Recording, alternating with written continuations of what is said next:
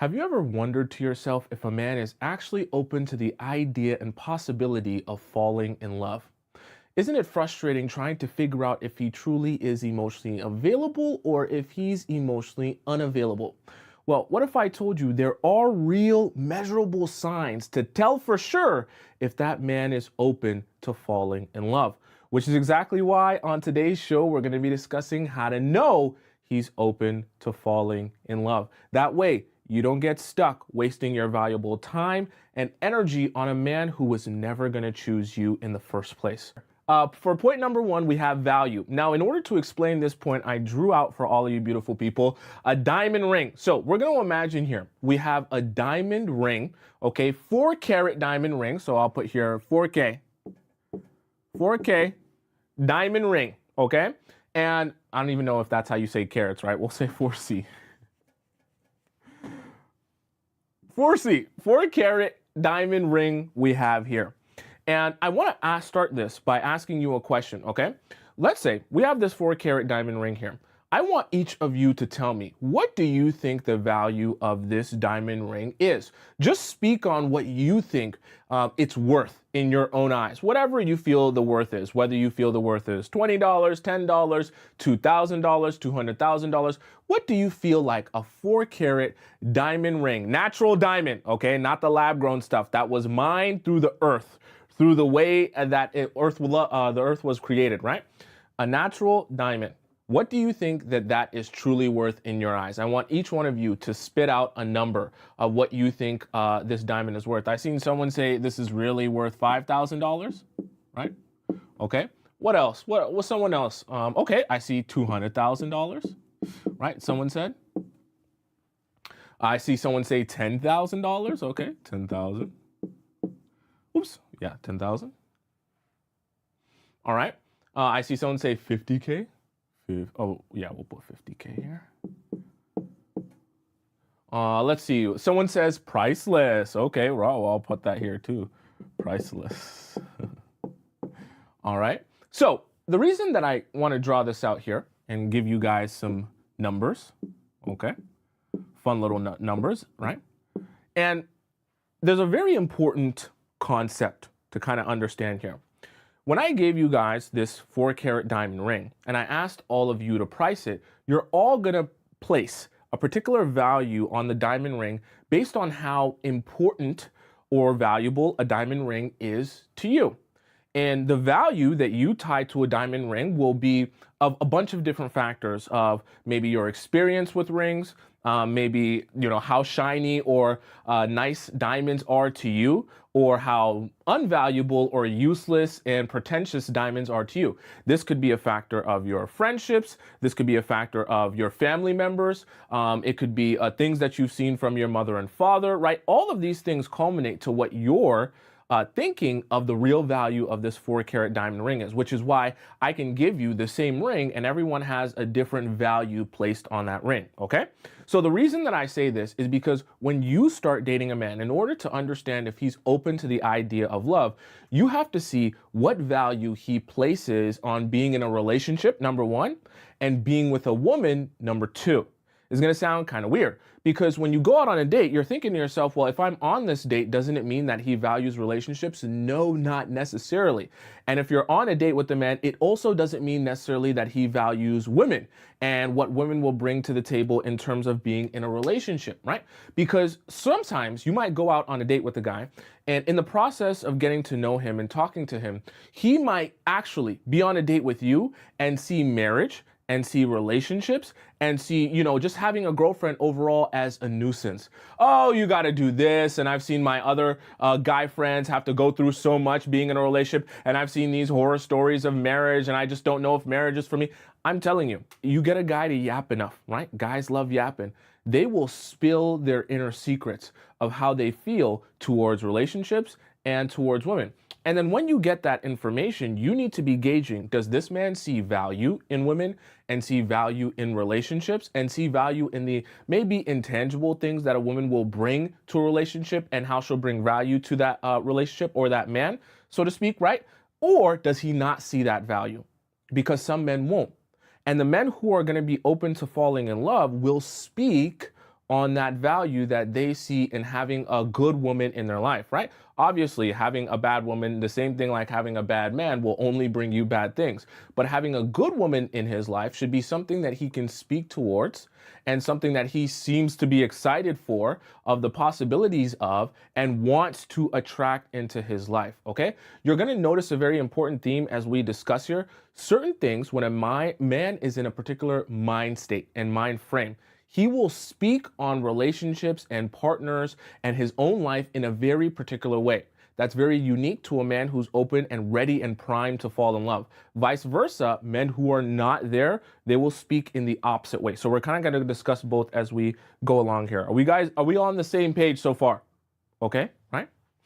Someone said, so what do we ask him to find the answer? All you need to do when you're asking him these questions and you're having a conversation with him is ask him, well, what do you think a woman brings to a relationship? Like, what do you think is the value in having a woman in your life? Right? And just let him speak honestly on what he thinks women bring to a relationship, what he thinks the value is in having a woman versus being single. You can even ask him, right? What are the benefits, the pros and the cons you think of being single versus being in a relationship? And let him speak honestly about what he thinks that is. Also, you got to make sure when he's speaking honestly, you're not judging in your facial expressions and in your body language. Because the crazy part about it is, you'll be shocked. You will go on some first and second dates with men. You'll ask them these type of questions and they'll start talking and you'll be like, I can't believe you're actually saying this out loud. You're actually telling me this and you're on a date with me. Don't you realize how much of a red flag that is? You have to make sure that you're inviting, oh, wow, that's very interesting. That's an interesting point of view. And let him just keep telling you and being honest about how he feels, okay? Let's hop into our point number 2, okay? Value, so important. Okay, so for point number 2 here, something that I really want all of you to be thinking about and paying attention to as well. And I just encountered this the other day when I was helping a woman, okay?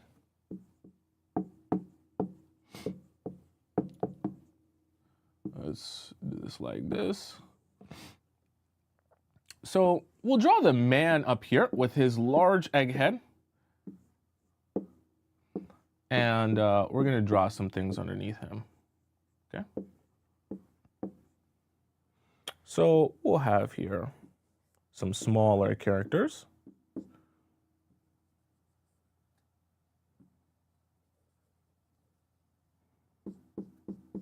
And you'll see why all of these smaller characters exist. Okay. We'll also have one here.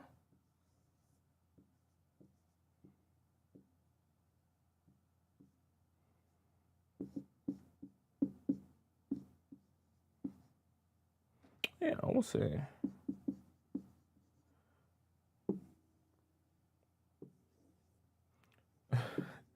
And this one's going to be scary.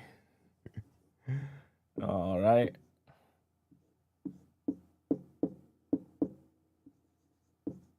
Okay. So let's do this like this. For point number 2, we have attachments.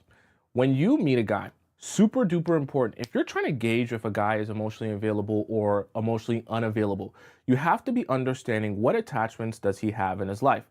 Now, there's a very easy thing to kind of spot as a red flag, and that is, well, does he have an attachment still to his ex-girlfriend or one of his ex-girlfriends? I.e., does he still see her at work? I.e., are they still in the same type of friend group? Or do they just hang out one-on-one because they're now transitioning into being best friends, right? That's an attachment that definitely, if you notice is happening and you notice this guy still has feelings or some sort of connection to his ex-girlfriend, then you definitely want to be avoiding those type of men like the plague, because that guy is not going to be possibly able to be open to the idea of falling in love if he still has love and is in love with one of his ex-girlfriends. Sounds very simple in theory, but a lot of times when you come on your first couple of dates, you're assuming I met this guy on Hinge. Oh, he had a good vibe, whatever the case may be, that because we're on this date, that means he's ready to actually be in a relationship. Remember, that's not always necessarily the case. So anytime you get on a first date, you have to be asking these questions and inquiring about these things to have an understanding of, okay, not just are you on this date, but are you actually open and emotionally available to being in a relationship and falling in love with someone? Ex-girlfriend is something to look out for. Now, in a lesser sense, you might be thinking, well, why is the brother on here? He doesn't have a romantic relationship with his brother. Why would he be on here? See, brothers, whether we call them big bros, or we can even just call them brothers from another mother, someone that he might look up to or really care about this guy's opinion. These type of attachments can also hold him back from ever being able to fall in love. Because understand this very important point. Whoever this big bro is, whoever this guy that's in his inner circle, that's always in his ear about things, if that guy, like in our last point, doesn't see the value in women and having a woman in a man's life and the value that a woman will bring to a relationship, right? If he's very much in the mindset that women are disposable and they're useless and they can't bring any value to a relationship, he's going to be in your man's ear all the time about that same concept and idea. So it's going to make it that much harder for him to open himself up to connection or love or even just building any sort of relationship with you when this guy who's really close to him and really attached to him is constantly telling him, don't do that. You don't need that in your life. It's not going to bring you any value. You're not going to find happiness that way. And of course, he's not going to be living that life either. So the example he's going to be setting for your man is going to be the complete opposite example of what you need in order for you guys to have a successful relationship. Okay. Now, the number 3 is the scariest one. This is the scariest attachment that a man can have that will definitely lead to the downfall of any relationship. And you might be wondering, why is it the mom and why is she the scariest, even scarier than the ex-girlfriend? Because trust me, rest assured, ex-girlfriends can be bad in terms of the things they might say or the way they might deter a man from being in a relationship. But moms are 100 times worse because you can't get rid of them. And you're never going to have the one-up of saying, I know more about you, I've known you for longer, I understand you better, I care for you more. You're never going to be able to say any of that.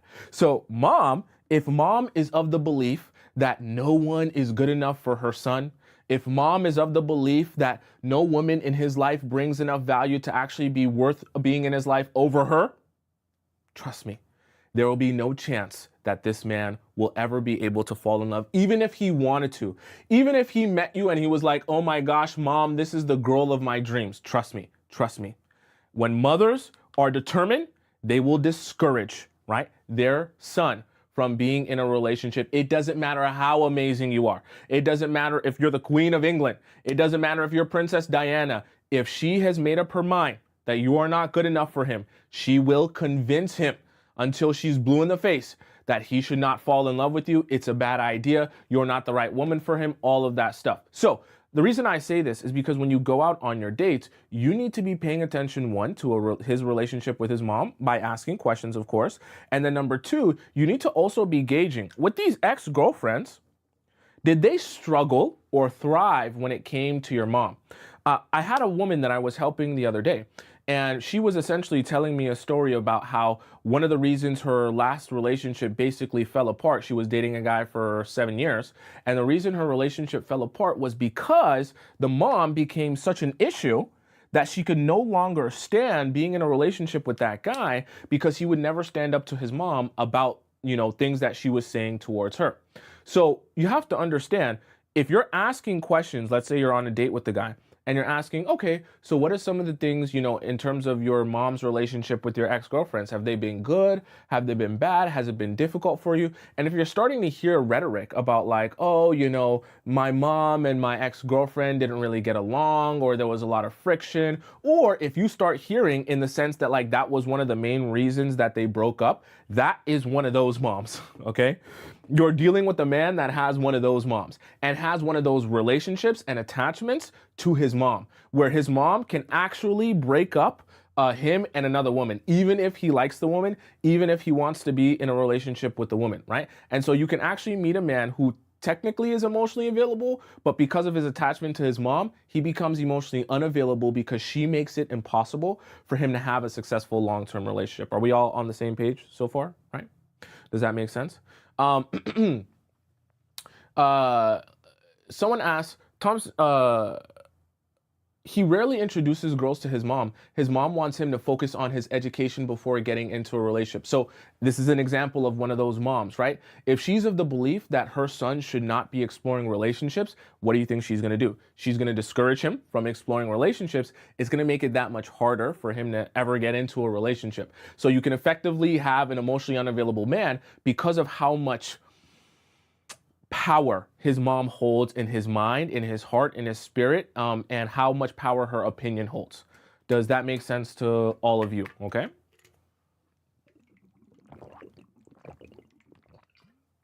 Princessa says, what if he doesn't say much?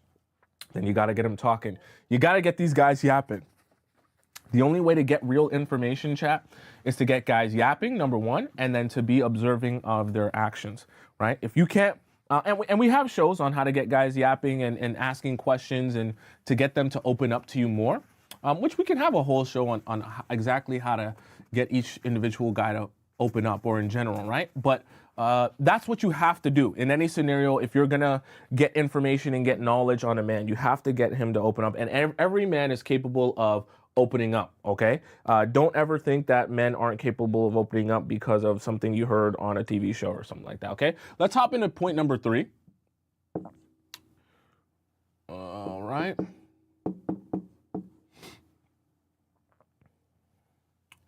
This one's a fun point. It was fun to draw, at least. We'll see how well you guys can internalize it when I draw it. All right. Let's do it like this.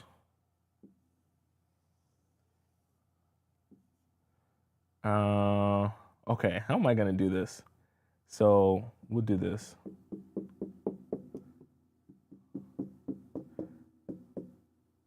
And it's gonna look weird when I draw a chat, but don't you worry. We're gonna get there.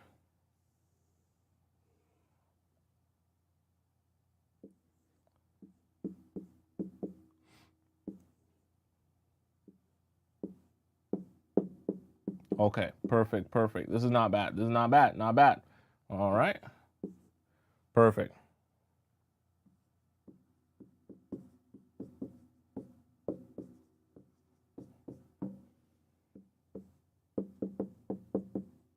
All right, so I labeled them because I knew it would be a little bit confusing, okay? So for point number 3, we're gonna discuss vision, specifically his vision of the future, okay? So I drew a crystal ball here because the crystal ball is supposed to symbolize like looking into the future.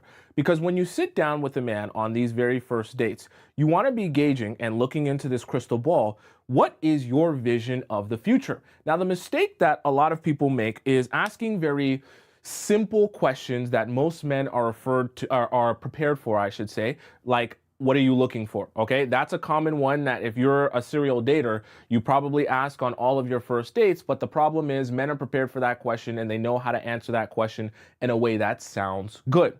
Now, what's better for you to do when you go out on your dates is ask men in general, what is your vision for the future for yourself? What are some of the things you want to be doing? The places you want to go, the places you want to live. What does that vision consist of? Because in that question, you're looking into the crystal ball and then you're getting a clearer picture of what his desired future is. Now, let me explain something to you from my own personal experience with myself and with my own guy friends of the different types of ways they will express this. I have some guy friends that because their vision of their future is so self-focused on just having fun, going out, doing what they want to do, and they really don't want a relationship or are interested in a relationship, they will answer this question with answers that all pertain to themselves. Oh, I want to go to Dubai. Oh, I want to buy a Lamborghini. Oh, I want to go here. I want to try this. I want to live in Miami. Whatever the case may be, right? Everything will be self-focused, right? Now, the friends that I have that are guys that are really, really keen on being in a relationship, they answer that question with things about themselves, but they always implement, I want to find a good woman. I want to find a woman that we can build a good, solid relationship with each other that I can trust. She trusts me, and we have a long lasting connection. I have friends on both ends of the spectrum. So I know firsthand that men will be capable of describing their version of the future, their vision for themselves. They will implement a good woman into that vision if they actually are looking for that. Versus the men who aren't really keen on that, it's not one of their focuses. As soon as you ask them about themselves, they will not implement a woman into that picture there. So you have to be very, very relaxed when you ask these general questions and not try to steer him in any one direction.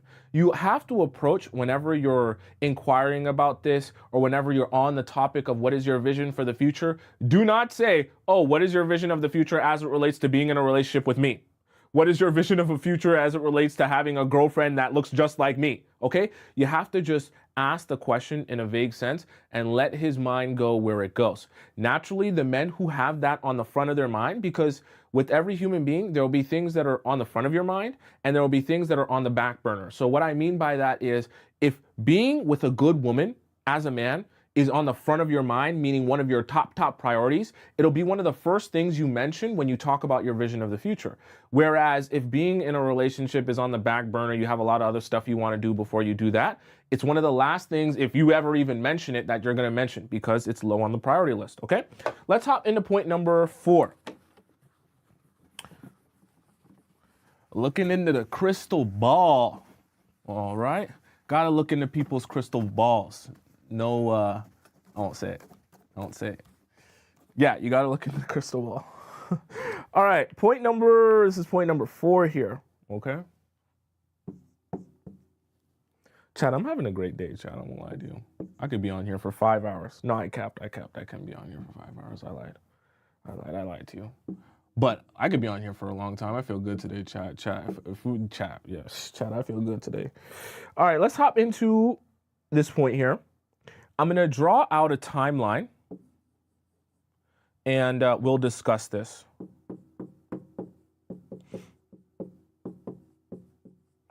And then we'll have 4, yeah, like there, and then we'll have 1 there as well, okay? So this is what our timeline is going to look like.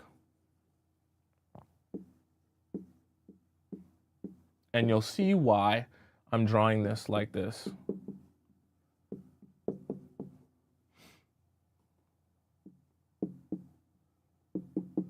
Okay, so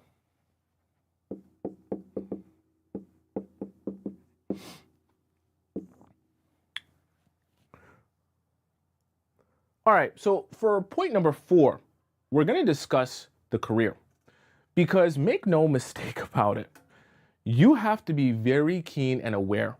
Where is that man's career when you guys are exploring a romantic relationship? Let me break this down in an example with you, and I'm going to implement this timeline so you understand what I mean. See, you might meet a guy, and let's just say for the sake of example that he is at the entry level of his job. And let's say he works as a software engineer, and he's starting off with an entry-level job as a software engineer. Now, you ask him where his career is at currently and where he wants his career to be in the future, and he tells you, yeah, I love software engineering. It's not like I'm going to ever leave the field. I just envision myself down the line being, a director or being in the C-suite, starting my own software engineering company or business, okay? Now, the reason I want you to pay very close attention to this, even though I know some of the things he might be explaining might be boring to you, you're like, Thompson, I don't care about software engineers. I don't know nothing about that life. What I want you to be paying attention to is how close or how far away is he from his desired career path, and what will be the changes required to get to that desired destination or desired outcome. Let me give you an example. See, in the engineer who wants to just get to a director or a C-suite level in his same career path, right? Now you're understanding, okay, there isn't going to be a drastic change in his lifestyle, which we're going to talk about in a little bit as time goes on. Because when he becomes a manager, his life's not going to change that much. He's just going to have a little bit more responsibility. When he's a director, a little bit more responsibility. And yeah, when he's a C-suite, maybe he's running a business, or maybe he just has even that much more responsibility and more subordinates, but he's doing essentially the same thing, and he just is becoming an expert in that field. Now, if you meet a man who his desired career path is drastically different from where he is now, this is a man who is not open to falling in love. Let me explain to you why. Let's say in this example, right, instead of having a software engineer, let's say you have a guy who wants to become a rapper, okay? And this is his desired career path. Oh, I make rap music and I'm telling you, I'm gonna be the next Lil Baby, I'm gonna be the next Drake, I'm gonna be the next whatever, okay? And because this is his desired career path, he has a lot of work to do. Let's just say it like that. And now, instead of him working as a rapper currently, in order to pay the bills, he is a cashier, okay, at some grocery store. Nothing against cashiers. Now, he works as a cashier at a random grocery store, but his desired career path, right, his end goal is not to just be ahead of the cashier store or to own, or sorry, a grocery store or to own a grocery store business. It's in a whole different field. Now, you might be wondering, well, how does this make him open or not open to love? So you have to understand, if a man is going to go through some drastic changes in the next couple of years, that man will be so focused on whatever it is he's doing and all the transitions and the changes that will be taking place in his life that I promise you, I'm telling you, this is a man, I'm just going to be honest with you. He will put love and a relationship on the back burner to chase that dream. And what you'll find is you end up getting neglected and left behind because all of the things and the energy that is required for him to go from cashier to successful rapper is going to take up so much of his time and energy, he won't have any left over for you. I'm not saying you can't be with the man before he becomes rich and famous, but what I am saying is you'll be making a mistake being there before the transition period, if that makes any sense, right? At least if he was already being able to live off of his music and then saying, I just want to be more successful, now you're dealing with a man who isn't going to have drastic change in his life in the next year or so. As opposed to being with the man who's going from cashier to rapper in 1 year, you're going to be dating basically a whole different person in 1 year. And that amount of time, effort, and energy and consistency required to even get to that point is going to be a lot. And it's going to make it very difficult for love to even be in the equation. I'll just be super honest with you, right? You want a man who's pursuing something, but you just don't want him in a place where so many things are changing that you don't even know what your relationship will look like in a couple of years or a couple of months, because he's going from one place in his life to a completely different area, and you literally can't even gauge what your relationship or who you'll be to him at that point. You understand what I'm saying, right? Okay. Someone says, would you ever make a video on people who want women who want to wait until marriage? I watch their videos and they're so helpful, but I don't want to rush physical intimacy. I would definitely make a video for women who want to wait until marriage, but what would the video be about? Because if I make a video on waiting till marriage, then don't you just wait till marriage? Like, how would you, like, there is no physical intimacy if you're waiting till marriage. Then you're just waiting till marriage, right? Unless there's something specific that you wanted to know about waiting till marriage, maybe. All right, let's hop into point number 5. Point number 5. Okay. So for point number 5 here, make sure. Okay, we good on the screen. We good on the screen. Just want to make sure we good. All right. Point number 5 here.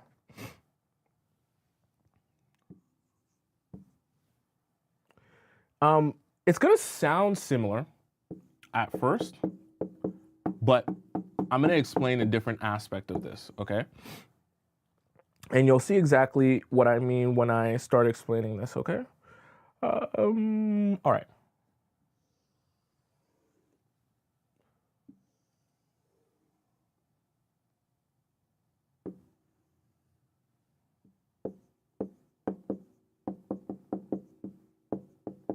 Oops.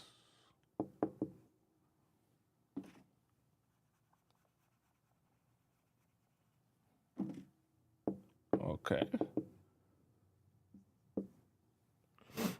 Let's write down here. Alrighty. So we'll go like this and like that. A lot of artistic skills required for this job, chat.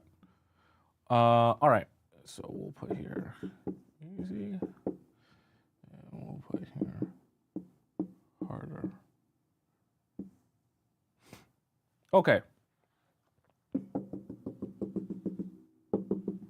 So I want to kind of help you guys visualize something so we can all be on the same page. Number 5 is lifestyle. See, you have to come to a sobering reality whenever it comes to dating men and realizing who will even be prepared to fall in love and who things will be a lot harder to get to that point with. Let me give you an example of what I mean by that. Let's say you're dating a guy who is working currently. His current lifestyle is that he works as a bartender at a couple of local clubs. So his weekends are basically not free because Friday, Saturday, let's say Sunday as well, and a Tuesday and a Thursday, he's working at a bartender at a local club, right? Now, you might think to yourself, okay, what's necessarily wrong with that? Being a bartender in itself is not necessarily meaning that he's a bad person. But the reality of it is, it will be harder to have a successful relationship with that type of man, one. It'll also be harder to have a man who is open to falling in love, who is in that particular lifestyle. Why? Because you have to think about, what does the lifestyle actually consist of? And is that conducive, which just means like in alignment with being able to have successful relationships? So for example, the bartender who's working at a bar is going to be doing what exactly? He's going to be working late nights out till 3, 4 a.m. He's going to have to talk to girls. He's going to have to flirt with girls and guys for tips, okay? And he's probably, let's say if he's a bartender, or let's say if he's a club promoter, he's going to have to be chit-chatting with them, DMing them, you know what I mean? Getting their numbers so that they want to consistently come back to the club and spend money, right? All of these things make it that much harder to have a successful relationship with a man. It also makes it harder, that lifestyle makes it harder to say, okay, I'm ready to fall in love now. Because the reality of it is, and we're going to talk about this as well in a little bit, is that if you're in a relationship and you're a bartender, you're going to have to do extra work in terms of sacrificing certain things or not doing certain things or being very careful in certain areas, because it's a lot harder to have a successful relationship as a bartender than it is as someone who works a 9-to-5 corporate job, right? Because now your schedule is off and the things that you're supposed to do for work are actually very much not in alignment with what most people would be comfortable with if they were in a relationship. So it kind of ends up working against you. So you have to be asking yourself when you meet a guy, and asking him when you meet him, what is his current lifestyle like? What are the things that he has to do on a day-to-day basis? What are his responsibilities? And you have to be honest with yourself. Do those responsibilities and does that lifestyle make it harder or easier to have a successful relationship? Because that's also going to tell you whether this man, right, is actually open or not open to falling in love. Because if a guy is working till 4 a.m. and he has to flirt with girls all the time, get their numbers and be nice and, you know, not talk about his girlfriend because he doesn't want to disappoint any of his clients, well, now all of a sudden we have a problem. Because truthfully and honestly, he can say he's open to falling in love, but he's not really open to falling in love if he feels like being in love and being in a relationship is going to hinder his success as a bartender. Are we on the same page here, right? So it just doesn't apply to bartenders. It can be any sort of career path in which you're like, oh, that's not going to be easy for us to have a successful relationship, and you're doing that line of work. So you can use your creative thinking to think of what different lines of work that could possibly be, or what type of alternative lifestyles that could possibly be, okay? Tell me in the chat, can you think of some career paths or lifestyles that would not be conducive to relationship success? Let me know in the chat if there's any that you can think of that wouldn't make a relationship successful if you met a guy. Let's hop into point number 6, I believe, right? This is point number 6. All right.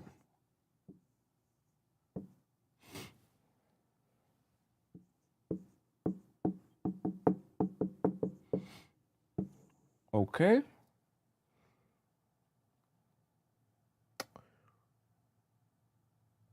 Oh, perfect. Love this one.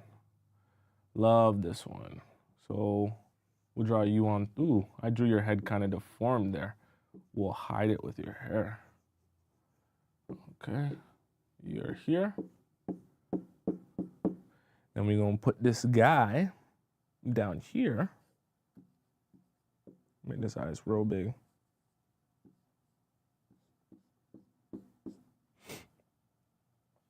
And each one of you are going to have your own bubble. Okay? And I'll explain why in a second. So, okay. For point number 6, we're going to be discussing sacrifice.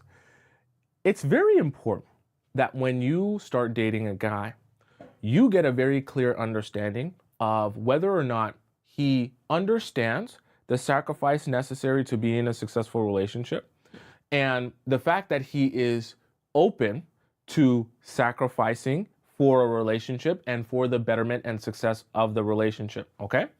The reason I say this is because if you guys are going to be in a relationship, you guys get the benefit of having each other. So there's a bonus to that. But in the process of that, you're both going to have to give up some things in order to get to that point, right?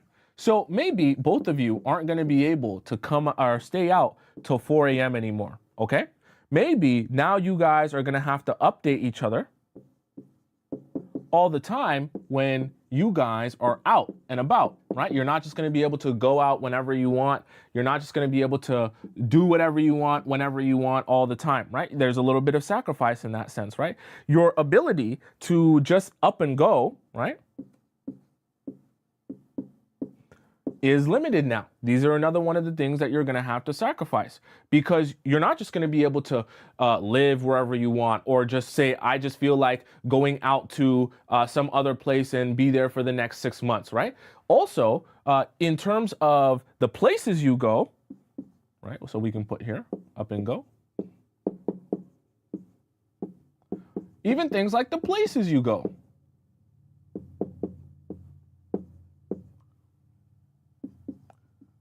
Each of you go is going to be limited. For example, now when you're in a relationship, if you love the strip club, you're probably going to have to sacrifice your love of the strip club as a guy, because now you have a happy, healthy relationship, and your woman probably don't want you up in the strip club with a whole bunch of strippers throwing money on them, right? So these are some of the things that, you know, people are going to have to sacrifice whenever they get into a relationship. It's not just going to be all about what you want all the time.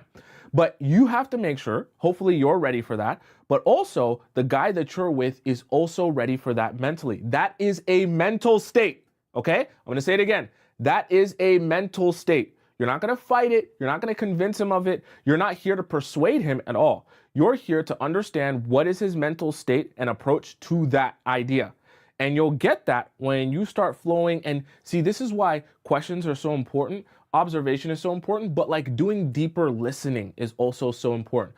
Don't just listen to the words someone is saying, listen to the context of those words and listen to the deeper meaning of those words, right? So for example, right, if a guy is talking in the process of him having a date with you and talking about his life, he's like, oh, well, yeah, you know, I don't get this idea of, you know, when women will want to be so controlling, they want to know where you're at, they want to share locations, they want to do this, they want to do that. It's like, bro, like sometimes you just want to go out with the boys, you just want to be free. Like, I don't always want to have to be checking in or telling somewhere where I'm at. Like, I just want to be able to enjoy life, not thinking about this, not on my phone, texting this and texting that. So these are the type of things. Listen to them, but listen to them on a deeper level, because being in a relationship is sacrificing some of that freedom.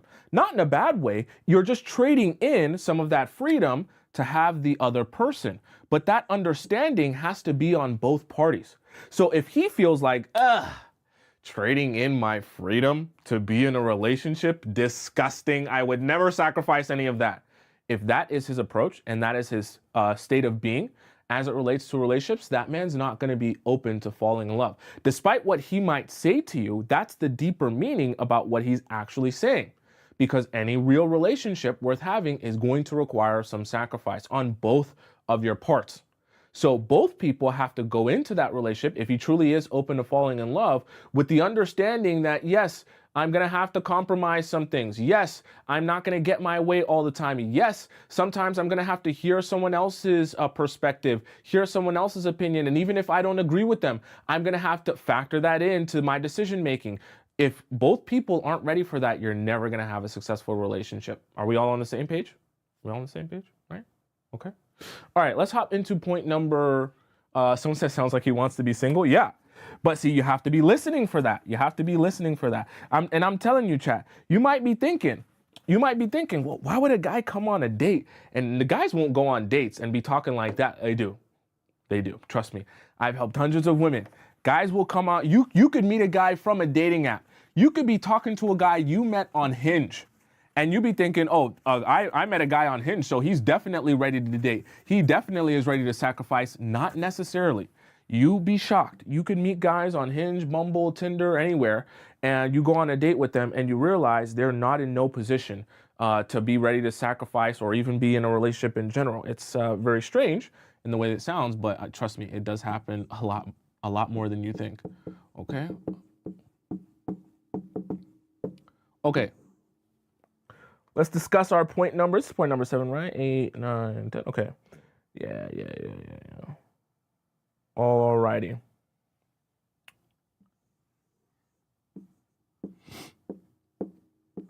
We have your man up here. And we're going to draw more men. Oh, his head's so big in this one. More men underneath him. More men. Lots of men. Okay, so this is, we'll say, BFF1. I drew his head so small.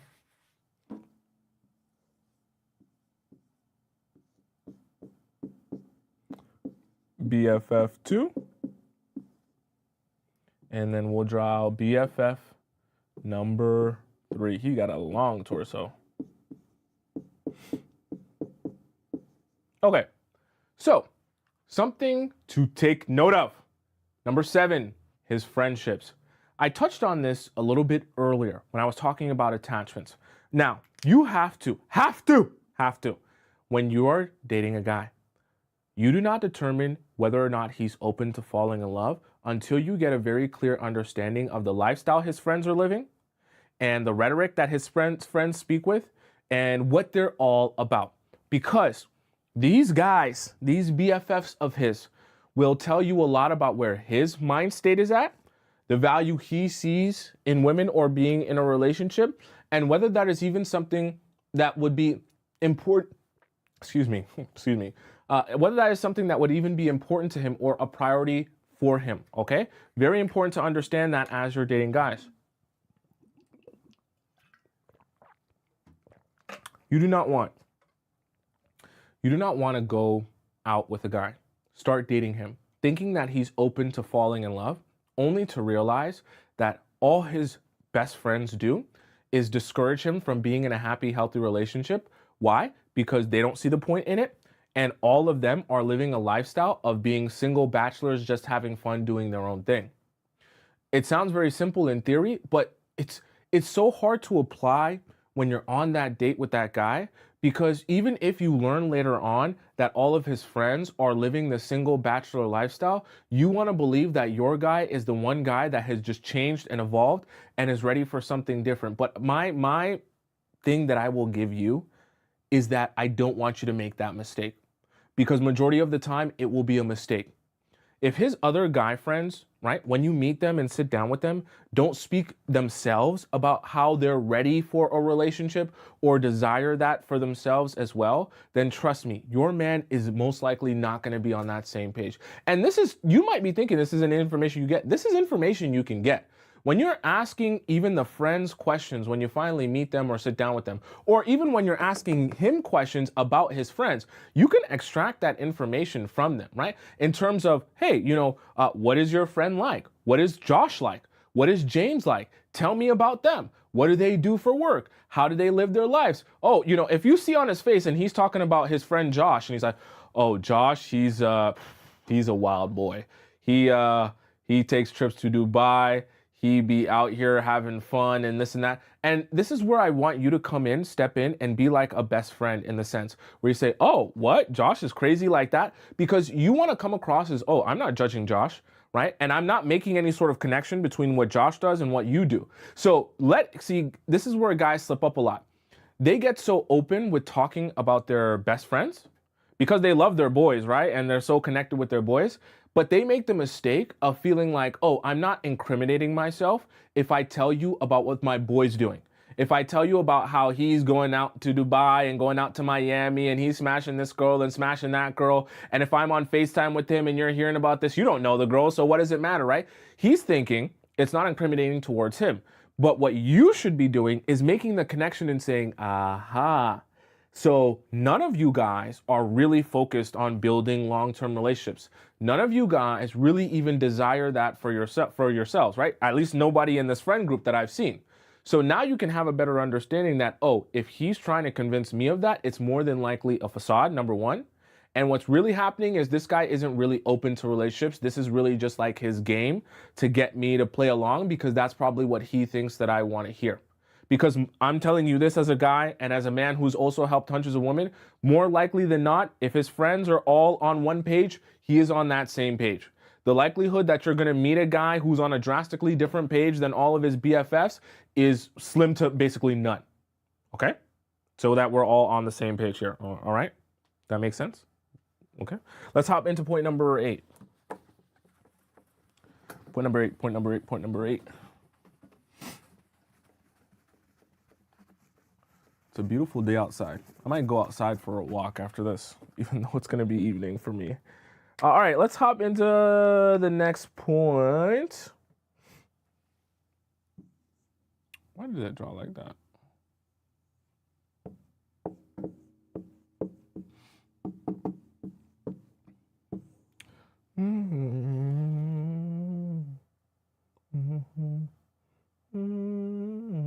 Okay, I was going to do...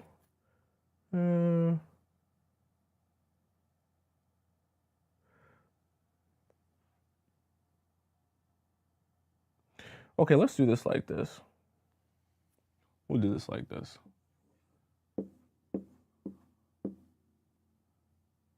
So we're going to draw a guy here, and then we're going to have a statement here, which you guys will laugh at this statement.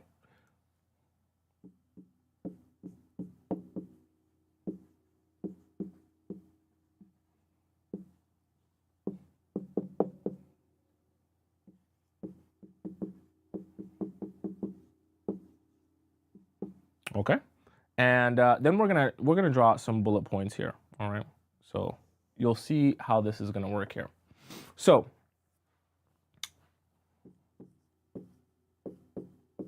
I'll even put here.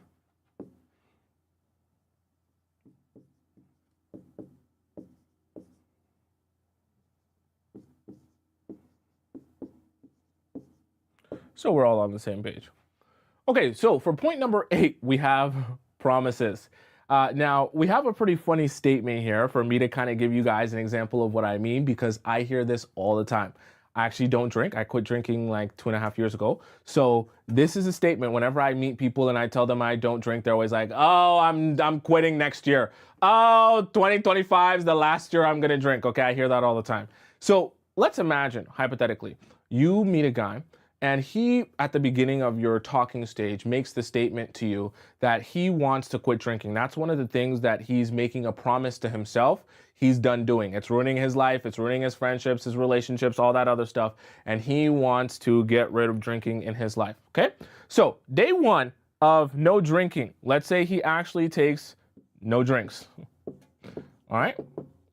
But come day 30, there are a couple of parties here and there, and you know, it's very hard to go out and really be sober when everyone else is getting drunk and having fun. So it gets a little bit uncomfortable, you know, going out with friends that are drinking and you're not drinking. So rather than just no drinks at all, on day 30, he's just, you know, having a couple of coolers with the boys.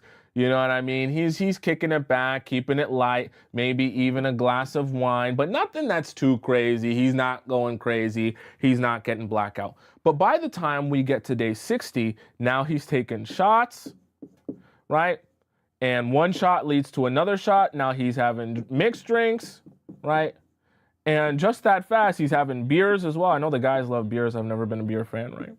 But let's just say, right, by the time we get to day 60, he's basically right back to where he started on day 0 in drinking again. It's just now he's talking about, yeah, I'm going to try and drink less. So instead of me being blackout drunk, I'm just going to get proper drunk and not be blackout. And then by the time, let's say we get to day 90, he's back to square one. So why do I say this? And why do I want you to pay attention to this? Because if a man is breaking promises with himself, rest assured he will break promises with you. Now, how does that relate to a man being open to falling in love or not? See, when a guy is ready and primed to fall in love, he's also primed and ready to be reliable and be responsible to someone else outside of himself. So when you're keeping promises to yourself, you're being reliable and responsible to you. But if he can't be reliable and responsible to himself, how can he possibly have that preparation and be ready to be reliable and responsible to you? Because he's going to have to make you promises. He's going to have to keep those promises, and he's going to have to be consistent with those promises as it relates to your relationship and the way that he treats you and the affection that he gives you and the consistency and energy that he puts towards you. And if he's not doing that, then he's breaking those promises.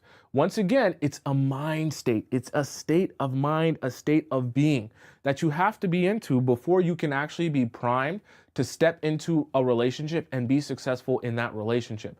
If a man cannot keep his promises to himself with something as simple as, hey, I want to quit drinking, or at least I just want to stop drinking or cut back on it, whatever the case may be, then he's definitely not going to be primed or in the mental state to do that with you. Right? It's him we're talking about, and he can't even do that. So very, very important when you're thinking about being with the man and paying attention to his lifestyle, paying attention to the promises he keeps to himself or breaks with himself will be very, very, very important. Okay. If he doesn't think he has a drinking problem, then whatever. Okay. Whatever. Some people, they never think they have a problem. They always think they can stop whenever. That's the number one thing I love. I think is funny when I hear from people. Because I've been there, I've been there too, where you think to yourself, oh yeah, I can stop any day. I just don't want to stop any of those days. But if I wanted to, I could. Okay. Okay, you got it, bro. You got it. Number 8. What is that, number 8? That's number 9. I'm tripping.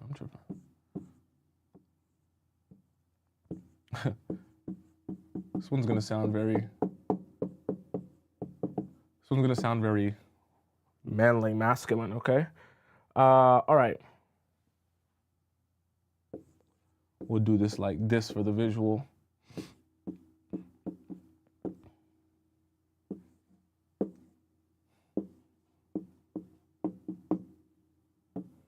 So let me draw this out, and we'll have some discussion about this. Okay. Very important. For point number 9. Work ethic. Now, it sounds very masculine and manly when I'm saying it like this. You need, as a woman, okay, observe that guy's work ethic. If you notice that his approach to being at work, he's very lazy, okay, and he really doesn't want to do work at work, whatever his job is. He's always talking about, oh, I hate going to my job. I never want to do any of the work. I get so sick of being at work, right? And he also talks about, and this is going to sound very strange, but I'm going to talk about this. Because he is so lazy at work and he hates doing all of this work at work, he always is trying to cut corners. What's an example of cutting corners? Oh, yeah. So basically, when I'm at work, if I choose to work in the cereal aisle at the grocery store, nobody usually comes in that aisle for a long period of time. So I usually just walk back and forth there to waste time, and I'm on my phone because I know that's the best way for me to avoid having to go and do actual work. So I always hit the cereal aisle first so that I have to do the least amount of work at work, right? This approach might sound like, oh my God, he's finessing, like, ha ha ha, I got a finesser. It's actually a very bad thing, right? Let me also describe to you something else. Okay, let's say he's also, cutting corners is one thing, but let's say he's also cheating the job. An example of cheating the job could be maybe he found some sort of glitch or a way that he could clock in and make his hours seem like he worked more hours than he's been working. And this is information that he's sharing with you so that he can get paid maybe an extra hour or an extra 30 minutes. Or he's figured out a way to finesse it so that when he can leave early, but it doesn't actually clock him out until a certain amount of time so that he can get paid what he needs to get paid, right? Cheating the job. So these are examples of things that when you hear this, this relates to his work ethic. So let me put this properly. Right? These are the type of things that when you hear this, these things relate to his work ethic. And when you get an understanding that his work ethic is like this, very lazy, cutting corners, cheating the job, this man is not open to being in a relationship or to falling in love. Now you might be thinking, how do those two things connect? Well, they connect because you have to understand, if a guy is ready for a relationship, truthfully ready for a relationship, he should have the understanding that that relationship is going to require massaging, is going to require effort, is going to require consistency. That should be the mind frame and state of being, I say it again, that he goes into a relationship understanding he has to be prepared for. The problem with that is if his already existing work ethic is this is the same work ethic he will bring to a relationship, all right? I know all of you guys are looking for signs. All of you guys want him to just tell you exactly how he feels, exactly what he wants, and you don't want anything to be a mystery, right? But the reality of it is you can get that information. It just comes in a different format. So if you want to know what his level of work ethic or consistency will be with you, ask him about his work ethic or consistency on the job. If he's in this mode, the laziness, always cutting corners, always cheating the job, how do you think he's going to do the relationship? The exact same way. And the men who are focused on cutting corners and cheating the job will not be open to love because they don't want to do or sacrifice or do the work that love will require to actually be successful, right? Because being in love, falling in love, and having a loving relationship takes a lot of effort, takes a lot of days where it sucks, takes some days to, that require discipline, that aren't the most amazing, to eventually get on the other side, right? But if someone has very little to no work ethic, that process is going to be very painful, very hard, and you won't be able to work with that guy. Does that make sense? All right, let's hop into our 10th point. Point number 10. We all on the same page? Are we all following? Okay, I hope I haven't lost any of you. Hope not. Hopefully not. Point number 10.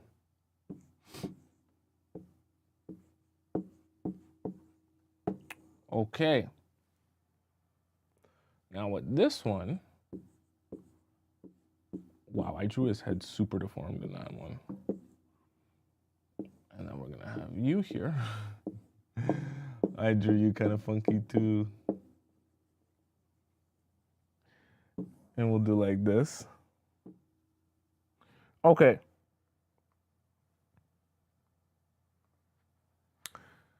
So for point number 10, we're going to discuss love, but love specifically as it relates to what that guy thinks love is about and what his desire for a loving romantic relationship will be.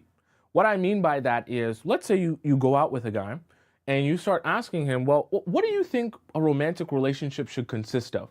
What is your ideal romantic relationship? What are the character traits of it? Where do you guys go? What do you do? What does it feel like? What does it sound like? How do you talk to each other? All of those things.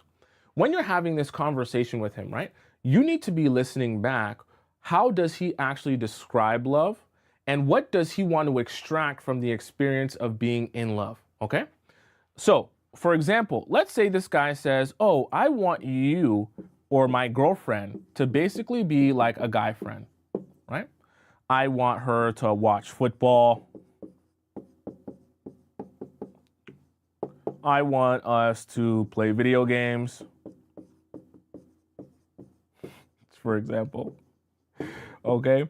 I want, us to not get too deep and really and truly just only have fun. Keep it light.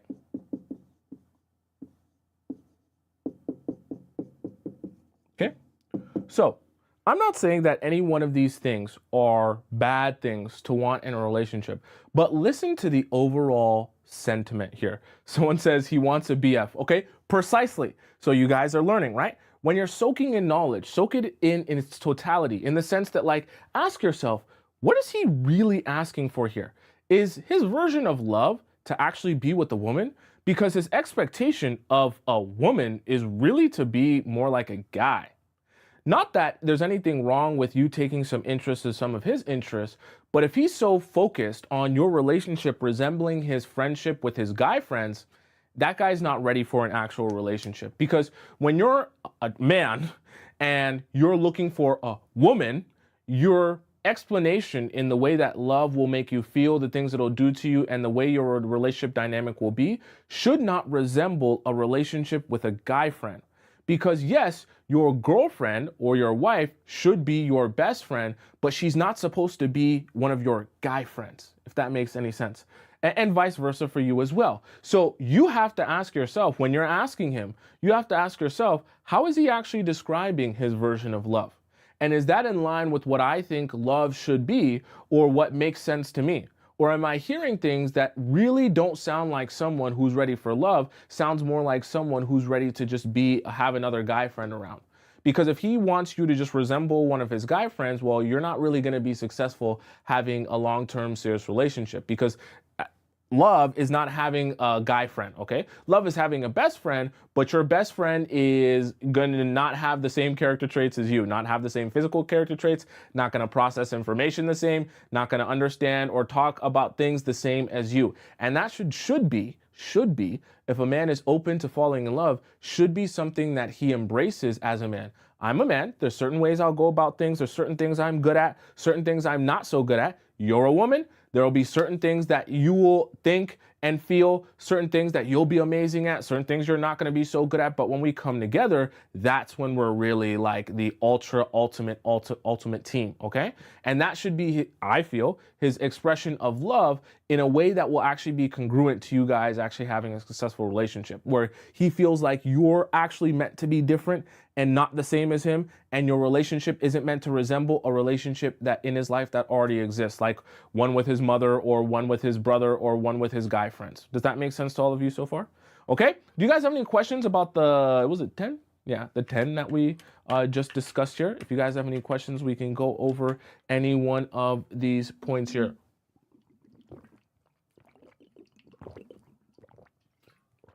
I will do my best. Damn, that water was good. What the hell? I will do my best to answer any questions that you guys have here. LP Baby says, that was my ex. See, we're all, it's good to realize things. That way we can all grow for the future. Someone says, she's not your homeboy. I have told a man this. I am not your homeboy. Precisely. Now, I will say you do want to make a guy feel comfortable enough to talk to you like he would like discuss information openly and freely, like he would feel comfortable with his own boys to discuss information. You want that element, but you don't want him to actually see you as one of the homeboys in the sense of like the way that he treats you, or that to be the expectation of your relationship, that you're his homeboy, right? There's a certain level of respect, way you'll speak to your girlfriend or your wife that you wouldn't speak to a guy friend that way, or you wouldn't speak to her that way as opposed to one of your guy friends. There's boundaries with everything. Someone says, what if we don't fit so much in those gender roles and enjoy to doing some of those things too, Tomisin? That's fine. I'm not saying it's bad if you enjoy playing video games or watching football. That's not in itself a bad thing. But the thing that I want you to be looking for in terms of when you're hearing a guy describe to you what he thinks love is, what he thinks a relationship consists of, and what's the most important parts of it, you want to be hearing what is important to him, where he puts emphasis on, and if that actually sounds like a relationship or a friendship. Because it sounds very weird, I know it does, but some guys, they're actually more looking for a friend, like an actual like friend to just get along with, than they are looking for a romantic partner, right? So you have to, in process of you asking questions and observing and listening, you have to be extracting, is this guy really looking for a romantic partner or just looking for a friend? Because you can do all these things with a casual friend, But the reality of it is there's an extra part of a romantic relationship that is also very valuable and important, that if a guy's open to falling in love, those will be the places that he puts the most emphasis on, because he's looking for a romantic relationship first. And obviously that person he wants to be his best friend as well. But the most important part of that is the romantic relationship part, not the just having a casual friend part. Does that make sense? Does that make sense? Am I explaining that correctly? Okay, right? It's not just about gender roles in that sense. Let me see here. We have to keep dating our men, ladies. I mean, yeah, we do. It's okay. It's okay. We'll all get there gradually. Someone says, "What happens if a man?" Oops, let me see here. What happens if a man keeps calling a woman masculine? What do you mean? What happens? You're not gonna explode or anything. Nothing. I don't think anything bad happens. You think something bad happens? I don't think anything happens. Um, LP Baby says, "What if he told me he doesn't care what his mom thinks or feels about me? Should I believe him?" Well, I'll say this. Have you observed that guy is close with his mom? Let's just say hypothetically he actually doesn't speak to his mom, and he basically, his mom's not in his life whatsoever, then that is believable. But if he's saying that he doesn't care what his mom thinks or feels, and every weekend he's going over to have a fiesta with his mom, come on. That's not that's not congruent with, that doesn't make any sense. Because if he's close with his mom and then he's saying he doesn't care what she thinks, it's a lie. Because when you spend a lot of time with someone, and if you're valuing your mother and you care about her and you feel empathy for her because obviously she's your mom, then it's going to be very difficult to see her express unhappiness with the girl that you're dating and not have that affect you in some way, shape, or form. So that's why I say you got to be careful of what guys will say in that sense, because it's not always true. Okay, right? LP Baby says he doesn't care about her opinion because he claims it's his decision. Moms tend to love me though. Well, yeah, sure. That can be, he can say that in a perfect world, but if he's close with his mom, he's gonna care what his mom thinks. Don't let guys fool you, okay? Unless a guy is not close with his mom, he will care what his mom thinks of his woman, okay? To 100%. So we can't live in a pipe dream. That's not realistic, okay?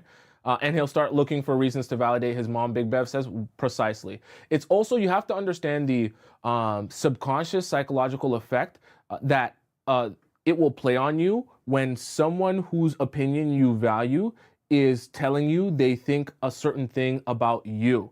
So for example, even if you're thinking that, oh, he says he doesn't care what his mom thinks and he's not going to make a decision based on his mom, if he's close with his mom and for long enough his mom is constantly saying, she's not this, she's not good at that, you won't like her because of this, she sucks at that, it's going to be bad because of this, it's going to be bad because of that, that is going to seep, it's going to saturate into his brain. This is the way I describe it.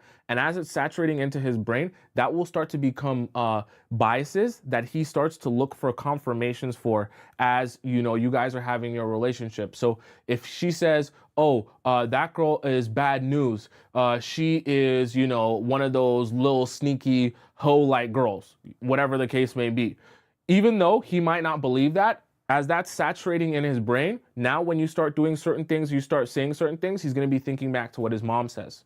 So now you see how that can kind of snowball out of control after a while. So you got to be very careful with when guys say, I don't care about my mom, what my mom thinks, because they do, and it will subconsciously saturate in their brain whatever she is consistently saying, okay? Pink Barbie Doll says, I told him we're not compatible and he made an offer of, can we be friends? Absolutely not. Absolutely not. Pink Barbie Doll, if you're new here or you haven't seen, the other shows where I discuss this, you should never be transitioning a guy that you started off trying to be romantic with into a friendship. It doesn't work like that, because that will mean by definition your friendship with that guy is inappropriate, because it was never truthfully about friendship. It's just about not working out in a romantic relationship. Because the reality of it is, if you told your new boyfriend that, hey, by the way, one of my good friends I once tried to date, it just didn't work out between us, he would most likely feel uncomfortable with you being around that guy, because the relationship or the friendship would be inappropriate. So if you're able to acknowledge that in that sense the friendship is inappropriate, why bother wasting your time and energy on a friendship that you can't even keep? Do you understand what I'm saying? Like if you find a new guy that's actually the guy you want to be with, you're not even going to end up being able to keep that friendship. So why waste more time on a situation that is inevitably going to end? Why not just build up your friendships that you can keep when you get your new partner? Do you understand what I'm saying? Like, set yourself up for success. Don't set yourself up for failure in that sense, okay? Someone says you can't stay friends if you already slept with him. I even think if you are already tried dating him, is no friendship there. Like, don't fool yourself. Like, you tried to go on a date, you tried to be romantic, even if it wasn't physical romance, it didn't work out. You move forward and you let your platonic friendships carry forward, but you leave those dead romantic connections in the past. Like, you have to really be that cutthroat with it, because then when you have to also be thinking about your future, right? When you finally get to meet the man of your dreams, you don't want to have any of this extra baggage or any of these extra weird connections or things that could make that guy think to himself, oh, maybe she's not who I want, right? You want to be preparing yourself to also be in a position of leverage and to be successful, that when you meet the man of your dreams, you're also the woman of his dreams. Because the same way you wouldn't want to meet a man who has like an ex-wife in his life or a girlfriend that he's still seeing and basically has in his life and all this other stuff, right? That type of baggage would be things that you'd say, oh, you were the guy I was looking for until I realized A, B, and C about you. You wouldn't want that, so we need to rid you of that so that we can prepare you for meeting that guy, and then you're also the girl of his dreams as well, without any of that extra baggage, right? Melinda says, oh, someone said, Electric Field says, choose me or keep it moving. I like that. Melinda says, I asked a guy if he is attracted to me via text, and he hasn't responded, but he read it. Should I assume he isn't, or is he playing games? Assume he's not attracted to you. And you have your answer. Also, a little bit of advice, Melinda, and for anyone else who's ever curious, the last thing I think you should ever be doing when you're dating a guy is being too on the nose and asking direct questions like that. So what I mean by that is, like, if a guy is going on dates with you consistently, you don't need to ask if he likes you. If a guy is consistently messaging you all the time, you don't need to ask him what it is. Let guys play out their feelings. And because guys, they're not as good at describing what they feel on the inside, even though I'm on the show, right? Guys aren't good at that. They're good at being able to show you that through their actions towards you. So if they're able to be consistent with you, take that as your answer. If they're always trying to talk to you, always trying to hang out with you, take that as your answer. The more on the nose you are with men, sometimes, honestly, the worse it becomes. It's better for you to just observe their actions and be listening in terms of with context and implications to understand how he really feels. Okay, all right. Someone says it makes it look like you have no confidence in yourself. Their actions will show. Precisely, right? You don't want to come across that way, right? Someone says, yes, we have lost the art of subtlety. It's killing romance as a whole. That's why I say, and I know for some of you it makes it feel like playing a game, but it's not. People are just more interesting when they don't put everything out there. The people in your life that are like I want to tell you everything I feel and I think right in one moment and lay it all out there. Truthfully and honestly, you might think I like that because it makes it easy for me to categorize you and know what you think and feel. But the reality of it is you don't respond to that, in the sense that you are the least attracted to the people who are the most upfront with you about everything they feel and they think. Those people are not a mystery to you. You don't spend any time thinking about that. And actually, all of you are a great example of that, because majority of you guys that are in my show and watch my show on a regular basis aren't even unattractive women. Most of you are attractive women who are capable of attracting multiple men. So your problem is not in attracting men. It's just that the men that really, really want you, you don't want them. And the men that don't want you, those are the men that everything always seems to go wrong. So this is a perfect example of the fact that, like, the men that you don't want are most likely the men always, oh my God, I love you so much. Oh my God, you're the best thing since sliced bread. Oh my God, I worship the ground that you walk on. You're like a goddess. I've never seen anyone who looks, and you're so uninterested. You're so turned off. You're not like, it's cool because when you get it, you're like, cool, I get how you feel and I know you like me a lot, so you don't question anything. But in the process of you not questioning anything, there's no mystery, there's no nuance, there's no subtlety, so then it just becomes very boring, right? So think about that and how you respond to those guys that actually give you that and why you respond that way. So then we have to kind of reverse that for you so that you don't come across that way to the guys that you actually like. Because when you actually like a guy, now you're thinking about how to spill all your secrets. Now you're thinking about how to do everything in one night and how to be his girlfriend on day 0. Like all this stuff that will just make you super repulsive to guys. Very repulsive, okay? It's very nasty on both ends. All right, let's hop into our next segment of the show. By the way, for those of you who have a personal question for me, feel free to ask your personal question by going into the link in my bio if you're watching on TikTok, or the link in my description if you're watching on YouTube. Click where it says private relationship advice, and you can ask me a personal question there. I'll respond to you with a voice message. You'll know it's my voice because I'm on the show, okay? It's really me. Also, for those of you watching on TikTok, you can find the show as well on my YouTube channel. Go over to the link in my bio, and then you can find my YouTube channel that way, and then you'll see me live there as well. So it'll be easy to follow along with everything that we do, and the stream there as well. If you missed any of the points, you'll be able to rewind. For a reaction segment, oh boy.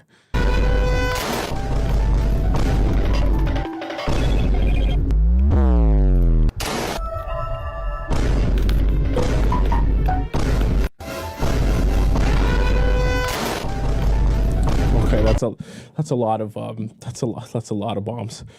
So I actually think there's actually something very interesting to learn and observe in this, in that this same idea of taking in the context of what is being said here, not just like hearing it, but like really taking in what's being said here and asking yourself, like, does this even make sense or is congruent to a real healthy relationship? And then being honest with yourself in the answer of like, no, it doesn't, is the way to go about it. Now, I would love for this same process, exactly what she's processing here, I want you to be processing in your actual in-person dates. So, for example, she's thinking, okay, this guy is working as a bartender. Like we kind of talked about today, career and lifestyle. What is the career and the lifestyle going to be of a guy who's a bartender? I'm assuming he doesn't want to be a bartender forever. So what's going to happen when he transitions into not being a bartender? Where is his life going to go? Where is he going to live? Right? The other things, figuring out my dating goals. So if you go out on a date with the guy and you have a conversation with him and you start to get that sense that he's figuring things out, figuring out his dating goals, figuring out where he wants to live, figuring out what he wants to be doing, all of those things will have you saying, oh, well, this is not congruent to us being in a romantic relationship, because all this figuring out you're going to have to do, that's going to require a lot of time and energy that I don't have to waste, because you're still deciding whether or not you actually are looking for something for real. So same thing she did here, I want you doing on your in-person dates as well. Oops.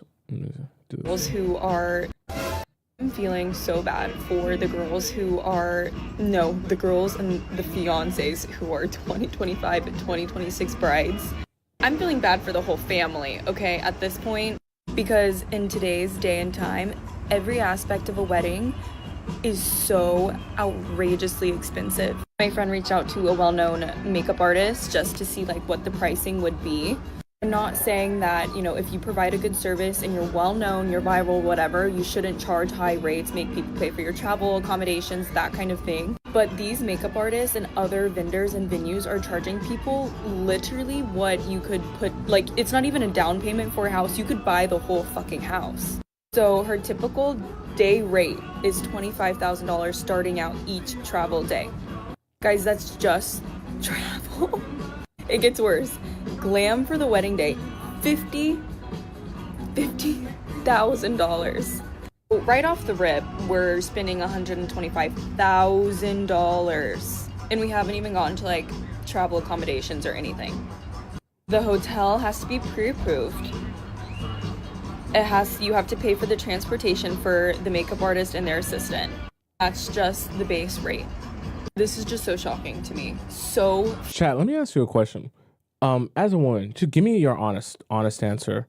Do you feel like when you do get married, it has to be a big wedding, or you're okay with it being small, or you want it to be like medium size, like family and close friends only, or you are okay with it being so small to the point where you guys just go to like a small church and get married and only you guys are there? Like, what, be honest with you, what works for you? Or if it's no wedding, that's also fine as well. I'm very curious, like, where each one of you are at, okay? Someone says, no, absolutely not a big wedding. No wedding, Henya says. Small. I'm Nigerian, so it will be big, okay? I see Scotty says small. As long as he doesn't have money left to cheat, I'm good. Okay. Okay. I'm really thinking the courthouse, family and a few friends, a big wedding for me. Okay. I had a medium-sized wedding. Regrets? Why do you regret having a medium-sized wedding? You think it should have been smaller or bigger? Which one? A small wedding, elopement. Okay. Size doesn't matter. Very small. I don't think, never mind. Never mind. I want it to be elegant, extravagant, but only about me and my husband. I just want to elope. Big wedding. Okay. I have a big family. It seems like most people go medium to small. It seems like there's a limited amount of people that want super big, because I do know weddings are very expensive. I met a woman the other day. She was saying that she was like, her wedding was definitely going to be easily like in the $100,000 range. I was just like, damn, that guy really loves you. Vibes, I guess. Okay, so boom. A couple months ago, I was talking to this guy, and mind you, let me tell you a little something about this guy, okay? I literally never share any of my lore on here, but so be it. Let's do it today. Okay, so he's liked me since my freshman year in college, and a couple things happened, and I thought he was cute, but we ended up never getting together because my friends didn't like him. So I was like, my friends don't like you, you're chalked. But it was kind of like for a petty reason. Then I stopped being friends. I stopped being friends with those girls, and like earlier this year, we had reunited, and I was like, oh my god, he's so cute. And so I think he still had a He wasn't cute before when. Let's go on. crush on me after all this time, so I kind of just hit him up, and we started hanging out, right? We hung out, and it started to like get romantic because he had feelings for me, and I thought he was cute, and I started to like him. And so we started hanging out like damn near every day, and he was just asking me if we could hang out all the time. I was always over at his place, and it was kind of getting serious, and I was like, damn, like I might end up dating this nigga, like dang. And so here I am starting to fall for the nigga. Mind you, he's liked me for like a year, like literally a year, and everything's going smooth. Like I'm even telling my friends, I'm even posting him on my spam. I was cooked. And then spring break comes where I'm the most free in my life, and I'm trying to hang out with him, and then all of a sudden he's acting like he's cool off of me, and I'm just like, am I tripping? Like we were just okay. And so he's acting like he's cool off of me, and so I'm just like, like I should tell him, like I should just be like, I feel like he's the princess and I'm chasing him, like I'm his knight in shining armor. And I was like, that's just not gonna happen. That's not how I fly. So I sent him a little text message. Mind you, I'm literally a D1 avoidant. I'm a D1 avoidant. Like for me to not even ghost him was already taking so much of my strength. And so I respectfully, instead of ghosting him, texted him, and I was just like, I feel like I don't know if I'm wrong, like correct me if I'm wrong. I feel like I've been putting in so much effort to see you, and you kind of don't want to be with me, and you just been making all these excuses instead of wanting to hang out with me. Like, what's going on? And I kind of just asked for an explanation, and I was kind of like, I'm not gonna chase you, so I'm just really gonna take a step. It's always a mistake. It's I'm not laughing at her. I'm laughing because I know your therapist will tell you open and honest communication is the best way to go about everything. But with men, you just can't, like, especially at the beginning when you're not yet established boyfriend, you just cannot. You can't. You have to let men be and decide for themselves whether they want to talk to you or not. You have to. Whenever you ask for the explanation, you're not even going to get a good one or the truth. All right, or you're just going to hear something that's going to upset you even more. And it's just, even when you do ask for the explanation, they're never even going to make the actual change. So the outcome is horrible regardless. You're better off just letting him reach out if he's ready to reach out. And if the time passes where you're just like, it's been damn near over 2 weeks and he hasn't said a word to me, then you know for sure if he reaches out after that, it's completely done and you're never going back to talk to him ever again. So it's not just about like, oh, ghosting the person, but when you feel like you need to do that, I need explanation text, don't do it. Step back, and you can figure out what's going on. And he literally just said, okay. He said, okay. And that was his entire response to me saying that I felt it never works with guys. I was chasing him. And so after that, I was like, you must not like me. And I'm gonna go my own way. Like, yes, I really do like you, but I'm gonna separate myself away from this because I just don't, like, why would I stay here? Like, you don't want to be with me. And it kind of did hurt my feelings and my ego a little bit because I was just like, damn, like. So this is where a lot of women will spiral out of control. I don't know if she's going to say anything more than this, but a lot of women will spiral out of control here, because then when they get that okay, now they want to press for answers. Because the truth is, you stop, instead you go from chasing the guy to chasing answers, but the feeling is the same. So when you ask for that explanation and you send that text, you want an answer that makes sense, that will make you feel good. When he tells you, okay, it's not good enough. So now someone just said it's crash out time. So now your crash out becomes centered around the fact you want an answer. You want a real answer. So instead of just, okay, whatever, if that's where you're at with it, whatever, then sometimes, when you get into that mode, you can start saying, nope, I want you to explain to me. You better tell me this, and why the F would you do that? And now you start freaking out, you go crazier, and now you just dig yourself a deeper hole. Did you not like my personality? Like, was I too much? It just left me with a lot of questions unanswered. And so I was just like, dang. Chasing answers, like I said. Like, I was sad about it for a couple of days, but then I was just like, he's just a man, and I moved on. And then I was kind of like still butthurt, so I texted his friend, and I was like, he will rue the day. He will rue the day. Trust me, he will rue the day that sees him. And I always say that because you will rue the day. Like, I don't know. And so I kind of never texted him after that. And then I saw him at a rue the day just means regret the day, chat. It's I think she's Nigerian, that's why she's saying it like that. Party, and he tried talking to me. He literally tried pulling me away at this party, and I was like, are you mad? Like, are you insane? I was like, what is doing you? Like, what is actually doing you? And so I obviously was like, fuck no at the party, and I just didn't talk to him. And I didn't hear from him for like weeks after that. And then all of a sudden, because I had removed him from all my social media too. Removed him as a follower, and I unfollowed him. And then a couple weeks later, he replies to my story and says, I'm ruining the day. I just miss you so much. And I was like, I told you will ruin the day. Like, I don't know. Like, wait a second. Wait. I feel like I'm seeing something that she's not seeing here, unless she's going to say it. Because I don't believe she told that guy he will rue the day. Did she say that to him? Why is he repeating back a catchphrase that she told one of her friends? Am I the only one? Okay, hold on. Let's insane. I was like, she told his friend. Okay. I'm like, why is that catchphrase? Social media too. Moved him as a follower, and I unfollowed him. And then a couple weeks later, he replies to my story and says, I'm ruining the day. I just miss you so much. And I was like, I told you will ruin the day. Like, I don't know. Like, you really did miss out on a genuine, kind-hearted girl. Like, and I'm be honest. That probably stemmed from, she probably posted a picture where she looked bad as F, and he was like, damn, I'd love to smash again. That probably is where that stemmed from. I'm going to be real with you.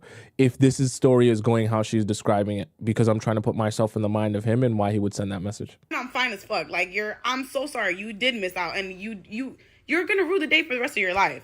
And so he said that he missed me, and I still had a soft spot for him a little bit, but I texted him. Cooked, chat. Cooked. Back, and I was like, get a load of this guy. And he left me on scene. And I was just like, okay. And then I still wanted to hear his side. So I kind of like texted him on iMessage a few hours later. No, this is so cooked. Why would you do this? Oh my God.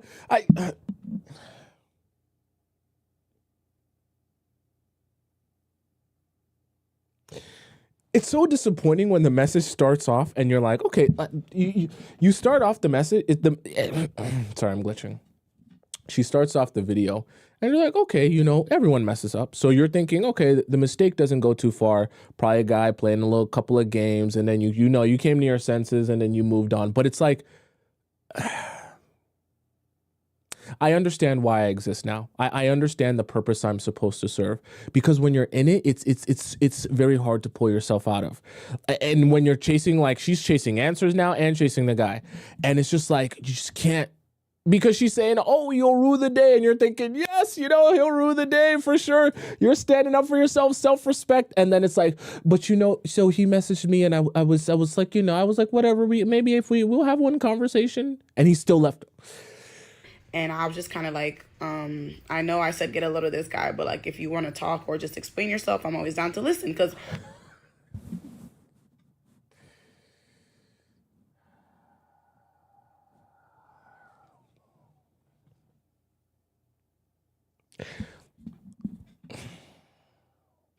if you're gonna play the mean card when a guy comes back, you have to like stick to the mean card. And if he doesn't respond to the mean card, you have to exit you have to exit there. If you're gonna play the welcome back card, or you know what I mean, let's see what you have to say card, then you have to play that card from the beginning. The problem here, I'm going into some stuff that's gonna sound very abstract. The problem here, she tried to play the mean card first, thinking that his response would be like almost like, please, please, please, I beg, I beg, I beg, I want to be with you again. But she kind of took a misstep here. She played the mean card and his response was like, whatever, I don't care that much. And then she was like, oh, F, like, I don't want to play the mean card so that you don't respond. I want to play the mean card so that like you beg more, but you're not responding to the mean card. So now I'm going to play the like, oh, just casually welcoming you back. Let's see what you have to say card. But then when you go from the mean card to the welcome you back, let's see what you have to say card, and you take off some of that meanness, it kind of makes it look like you're like, oh, actually I was playing, but like I still want you back. You know what I mean? You have to kind of choose one, because at least if you choose one of those stances, it can make you seem more serious. It seems a little bit quite a lot of bit unserious when he does the comeback. You play the mean card, and then you go from the mean card to playing the, yeah, you know, my bad for saying that thing that was mean. I just actually wanted to hear you out, and it just is not. It doesn't give the effect that I know is trying to give. Okay. I'm mature. Like, I'm mature. And no response. But see, if you're going to be that I'm mature, then you have to do that from the beginning. And then if he doesn't bite on that, then it's whatever. Just like, okay, I'm going to dead leave this where it's at. And I just went on with my life. I went on with my life and I'm chilling. Jump skip to now. I have a new guy in my life. He's so sweet. He's so adorable. He's so everything. Don't mind my hair. Like, it's actually looking crazy right now. But he's genuinely so genuine and so sweet. And he's such a cutie patootie. And tell me why I was headed to class today and I get a text message from the guy. He's talking about oh, I never usually explain myself, but I feel like I had to explain myself. Like, he was basically like, oh my, like, people like you deserve the world and I know I can't give that to you. And so that's why I stopped talking to you. Like, I just couldn't give you. And I'm just like, oh, you literally could have said that. You literally could have said that and spared me all that.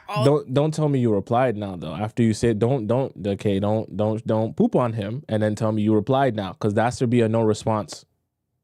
That freaking trauma and emotional turmoil for like the 2 days that I had it. Like men are so like, I don't understand them. Like, you really could have left me alone. But it's okay. Like, sometimes silence really is the best answer, and like, you gotta let people go, because it doesn't matter. What they do doesn't really reflect onto you. I realized that's just him. Okay, good thing. I don't think she responded. Okay, better not. I was gonna lose my mind. I wish that I had a child with him so that there's an excuse for us to stay in contact and still have a relationship even though we broke up. I wish that we had a child together. I wish that I had a child with him so that there's an excuse for us to stay in contact and still have a relationship even though we broke up. I wish that we had a child together.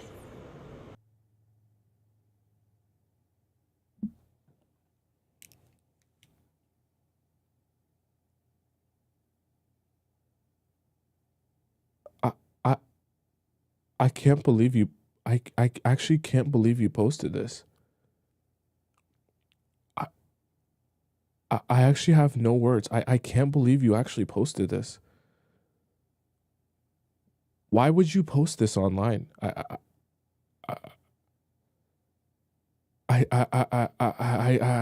don't understand.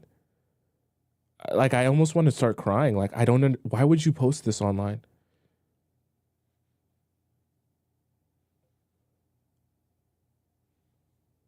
Can someone explain it? We have to watch. I can't believe this. I can't believe this. We have to watch this again. I wish that I had a child with him so that there's an excuse for us to stay in contact and still have a relationship even though we broke up. I wish that we had a child together.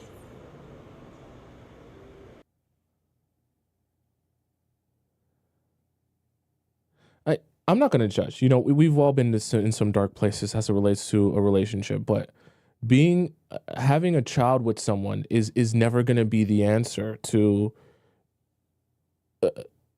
having some sort of connection to that person. In fact, you'll go from like, sometimes I feel like as human beings, it's very easy for us to lose perspective on things because we only think about our hardships and our downfalls, and those are the most important, biggest things in the world to us. And we stop being able to realize how our life is good in other ways, even though in some ways it's sad. For example, like all of you that have ever been through a breakup, realize it's actually a blessing to be able to just walk away scot-free from a relationship with, like, yeah, you have some pain in your heart and some heartache, but like you don't owe any money to the man. Your money's not tied to the guy. You can go and have your job. You can live in your own place. Like, you don't have a child with the person. Like, imagine, because some of us lose perspective on this, and some of the people in the Players Club have been through this. But like, imagine like going through the most horrible, intense, crazy breakup of your life, and then you still have to, on an ongoing basis, see that person because you share a child with that person. Like, it's not as fun as you're imagining, because like that pain is just that much harder to work through because you're having to see that same person that caused you all that pain all the time. Not to mention, you're also the even more horrible part. Imagine having to see that person that caused you all that pain, then get in a relationship with a new girl. And you have to like meet the new girl, be cordial with the new girl. You have to like let your child, the thing that came out of you that you held in your womb for 9 months, you have to eventually let her spend time with that child. The girl that you probably loathe and hate because now your man that caused you so much pain is now, buddy, like, sometimes we gotta gain some perspective on how good our life is, just being able to walk away scot-free from a relationship or from a breakup, because that's not the way. And I get it, you know, she's going through things. I don't understand why she would post this though. I get it, you know, we all think some things that are a little bit irrational. Posting this is wow, because if he sees this, he's rock hard, because he's gonna be like, wow, I have so much power. Oh my gosh, I'm the most amazing thing since sliced bread.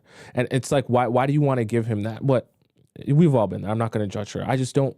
Why post it though? Why post it? Why post it? Share it with your friends or something. Why post it though? For the guys you actually like, ladies, it's worth giving him the keys to the Kia. AKA letting him drive this fucking ship. Because you ain't going to drive it anyway. And you want a guy to plan and you'll coordinate. Yes, you do, but give him the fucking keys. That means showing him interest enough to where he feels like, oh, she is interested. She does like me. She stands out. She's unique, and I like her. Well, you're not going to stand out for showing interest in a guy. So we have to be clear on that, right? Obviously, if you show him that you're interested, you can do that. It shouldn't be all the time, and it shouldn't be extreme, and it should only come in person on your in-person dates. Those are all my qualifications, and it should not be on the nose. So I think you're so attractive. I want to date you so bad. You're the best thing since sliced bread. You're so handsome. None of that, okay? It should be through your body language, through your gestures, your facial expressions, right? The way that you make him feel. It should not be on the nose, okay? I'm going to do it now. Her language makes me want to. That sounds lovely. Well, I look forward to you taking me out. I love Thai. That sounds great. Would love that. I look forward to the next time you take me out. Those are good. I actually don't mind those. Those are good little gestures to just throw in there every now and again. You don't need to overdo them, but good little things to throw in there. Now, if you feel like you're doing them as a way to actually get him to take you out because you feel like he's not doing that, then we're talking about something, a little bit different. Those are keys to the Kia talk. And those are powerful talks, because just like in this world we live in now of dating culture and dating apps, he has options to figure out, where am I going to put my money and time? Who likes me enough that makes me want to spend my time and money on taking them out? And for the guys that you like, that's worth doing. That's how you land the ace. That's how you get the hole in. Pause. You get the point. That's how you start to land it. Because Other ones that he's used to will ghost and sass it up and whatever. They'll treat him like whatever. I'm gonna tell you. So, but you have to. I gotta have a show with Benny and what's the other guy's name? Nico from the Dating Academy. They'd be good to debate. You gotta have after you throw there. What he's discussing here is like feelers. You throw out a feeler, but then you have to see how he responds to the feeler. So, for example, if you say, I look forward to the next time you're going to take me out or whatever the case may be, right?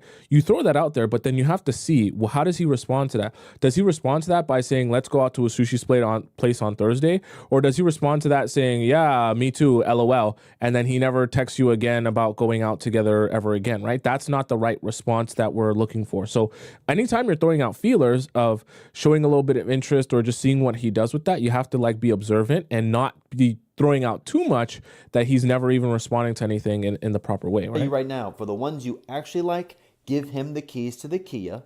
Here's my number in case you ever want to take me out. Here's my number if you want to take me out. No. See, Benny got that right. You don't give no guys your number unless they inquire about your number. Okay, you cannot do that. You do not give a. Is it? It must be the romance movies and the rom-coms and like no.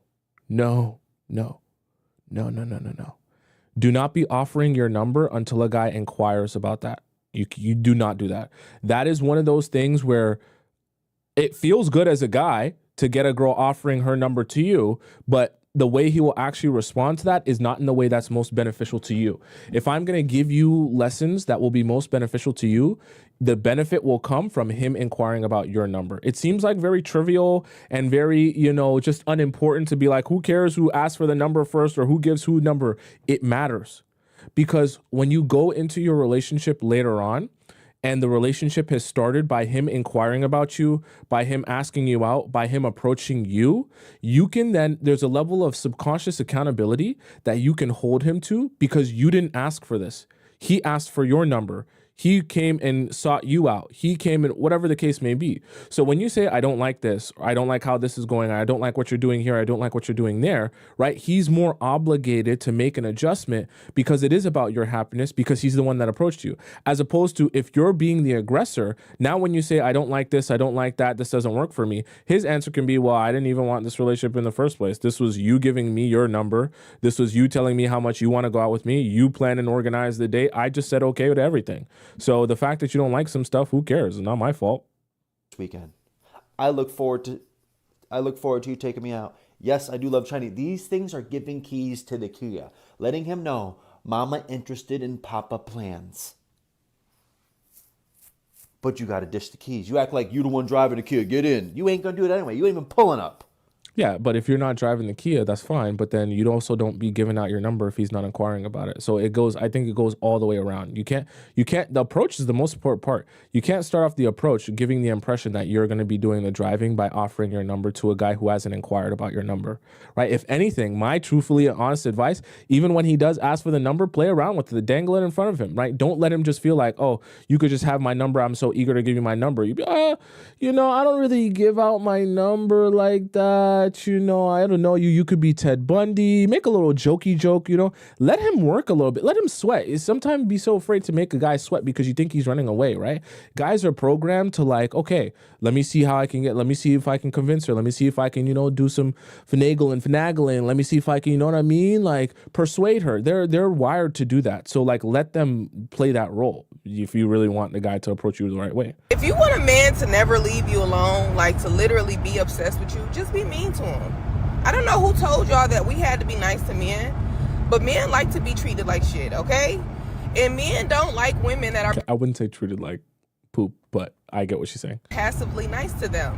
Like men who know they're not deserving of a kind woman, but the woman is kind, that it comes off as fake, right? So my ex, he's like a lot of women like him, and he has a really good personality. A lot of women be after him. And a lot of women be like, why are you so mean to him? Because, like, literally, I'd be like, you ugly, fat motherfucker. Like... It's okay. She's going too far with it. Every waking breath that I woke up, I was mean to him. And we would hang out every day, and we had a good time with one another. People be like, what the fuck? And it's like, he didn't deserve for me to be nice to him. He liked me to be around him because I wasn't fake. If he did something that I didn't like, I would say it. It wasn't no being nice. I don't care. I never cared about being his piece. I would tell him, bitch, I would never be your piece. You think I care about making you happy and being peaceful with you? I don't give a fuck. Don't fuck with me if you don't like my personality. Don't fuck with me if you don't like the way I'm treating you. Literally, that's just what it was. I never cared, you know? So it used to be so many women like, oh, you know, and I used to be like, fuck him. Fuck him. You know, like, fuck him. And we still would have a good time with one another. You don't have to be a fake bitch to be a bitch to be around. Like, Okay, there's a balance there. Someone in the comments of the video said results may vary. Results definitely may vary because this might work on some guys, but not all guys. You don't want to come across overly like aggressive.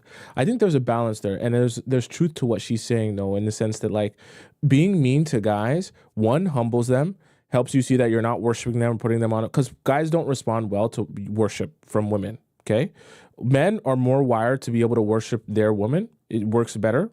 But they're not, so if they're getting worshipped by a woman, it just their ego goes through the roof. They can't really handle that. But there is a balance there where you don't want to be overly mean to a guy to the point where you're calling him an ugly fat MFer. I don't think that you're gonna. I think that if you're in a place where you and your guy kind of speak to each other like that, you lose the romantic element of a relationship. And if a guy is still around you in that capacity and that's how you guys talk to each other, then it becomes more of like we're friends and homies as opposed to we're in a romantic relationship. Because I think on both sides, there's certain boundaries or things that like ways that you wouldn't talk to your partner because it's just inappropriate for them being your partner. Whereas with their girls, you might talk crazy to them and say stuff to them that like it's just because they're your girls and your relationship is different with them, right? So I'm a proponent of like respect on both sides. Like I think that there's certain things that you just, in respect to your partner, you don't talk to them that way, whether it's your girl or your guy. And I think that's very important for the romantic element of the relationship. I think if you lose that element, then it starts to become like we're like buddies, which is not the same thing as being romantic with each other. But that's just my opinion. Maybe for her, well, it didn't work because that's her ex, but like maybe in her overall relationships, it works better for her to be able to call her boyfriend an MFer and be talking crazy to him like that. But for me, I don't think that most guys would have that be their ideal type of relationship. So definitely results may vary in that sense. Lie to these men on your first date. They do not need to know all your business. All they need to know is that your ex treated you like a queen and spoiled you. All they need to know is that you are only used to the best and nothing less. Don't be out here telling them about no baby daddy drama. Don't be out here telling them about no financial problems. Well, if you have a baby daddy, you don't lie about having a baby daddy. So let's preference that. That you having, that's none of their business. Don't be telling them about your sex life. You are celibate, okay? And if you ain't got no kids, you ain't never had sex. You still once again, this is an extreme that I don't advise, but let's go on. A virgin, because it ain't no proof. They need to earn that information, period. A lot of these men, make up a whole life if you want to. Create a whole fantasy world for yourself. Y'all think I'm playing, but I'm dead serious. These people don't need to know your business. All they need to know is that you are a pretty princess and all you used to is princess treatment. I know a lot of times us women get with these men and we overshare, thinking that it's like bringing us closer to the guy or something, but no. No more of that. It's time to take control, ladies. Remember, he is auditioning for you, okay? You are doing the choosing, so let him do all the talking. So you can decide if he makes the cut or not. Is he gonna say period? Period. Yeah. Okay, here's the thing. I would not feel like a responsible adult, man, advising any of you to lie. So you guys won't hear me say go on your dates and lie. Now, what I will say is you can go on your dates and be very particular about the places in which you shine light on. Because if you go on your date and you start trauma dumping about how your ex treated you like garbage, this guy used you as a doormat, this guy cheated on you a million times, and all this other stuff, right? You start to shine a light on yourself that it's like, oh, everyone in my life has been treating me so badly. But vice versa, if you make the conscious decision that in the stories that I curate, I'm going to shine the light on myself of like the good things that men have done for me, the way that they have put in work for me and all that stuff. You don't have to say I'm still in love with my ex, but just say, even regardless of our relationship, there was a lot of good stuff he did for me here and there, and he worked so hard for this and that, and whatever the case may be. That is a way to give the perception and perspective of, oh, she's used to a certain type of treatment from men. It's just about understanding, okay, I'm picking this story, I'm picking that story, I'm picking this story, I'm picking that story. These are the stories that I'm going to choose to share, as opposed to the opposite sense, because it's a lot easier to kind of go on your date and trauma dump and be negative, because those are the things that rile you up the most. So those are the things to easily talk about on your date. And then you end up hand picking all the stories that are like, he treated me garbage like this, garbage like that. I was a doormat here, I was a doormat there. So then you end up having the opposite effect. But I would never advise you to lie. I'm not sure. It's just I have too much of a moral compass to feel like I can advise you guys to lie, because then once you start, because she's talking about lie about your baby daddy, lie about this, lie about that. When you start stacking up the lies, what happens if hypothetically, like, this works if you're dating a guy once or twice a week and then you never see him again. But then what happens when you start building your relationship with that guy? And then you're building off of a foundation of your complete lies. And then you start talking about other aspects of your life, or you start having to like connect lies to truths in a way that doesn't make sense. And then your lies get caught up. Now you might risk actually being with the guy. And then once he realizes that you've been lying about foundational elements of your past, now he's like, whoa, whoa, whoa. I once wanted to be in a relationship with you, but now that I'm realizing you lied about so much, I don't want you anymore. Then you just shot yourself in the foot, because you lost out on a great guy because you spent all this time lying about your past and who you've been. Nothing wrong with going through things. Nothing wrong with working on yourself. Nothing wrong with like going through situations as well. But then if you want to shine a different light, you shine the light of like, even despite certain situations that I've been through, I grew past that. I learned from that. I became a better person because of that. And then the new person that I became after those experiences is night and day difference to the person I was before. So if you got cheated on, you got walked all over, you were a doormat to a guy, like, even in your explanation of that, even in the way you talk about that, you don't talk about it as, oh, I'm a victim. You talk about it as, oh, that was a lesson that I learned. That was knowledge that I gained about myself and my relationships and what I want. And I grew from that, and I became a better person because of that, and because of that experience. That's how you shine the light of, I'm not a victim, right? Like, I'm a victor. I go through experiences just like anyone else. I go through things just like anyone else. But as I become a better version, there are things that I will never allow again. And the self-respect I have for myself and the standards I hold myself to and the people around me to, I would never allow my ex to treat me like that or be in my life or have conversation with me or whatever the case may be. And when you speak like that, that is what gives you the perception of, oh, she really is a goddess. She really is a princess. And you don't even have to lie in that version, as opposed to just saying stuff that's untrue. And then you have to start figuring out which lie is which, and then you get caught up. It's just a big mess. I don't advise that, okay? Let's hop into our next segment of the day. For those of you who are OG Players Club members, you know exactly what's coming up. It's a special time. It's an amazing time. And it's a time where you're going to laugh and you might cry as well, okay? Don't look at your clock. Don't look at your watch. Don't look at your phone. Don't look nowhere else in your entire home. Should I do it loud or quiet, chat? Which one should I do? If you don't know the time, I'm going to tell you the time. Are you ready?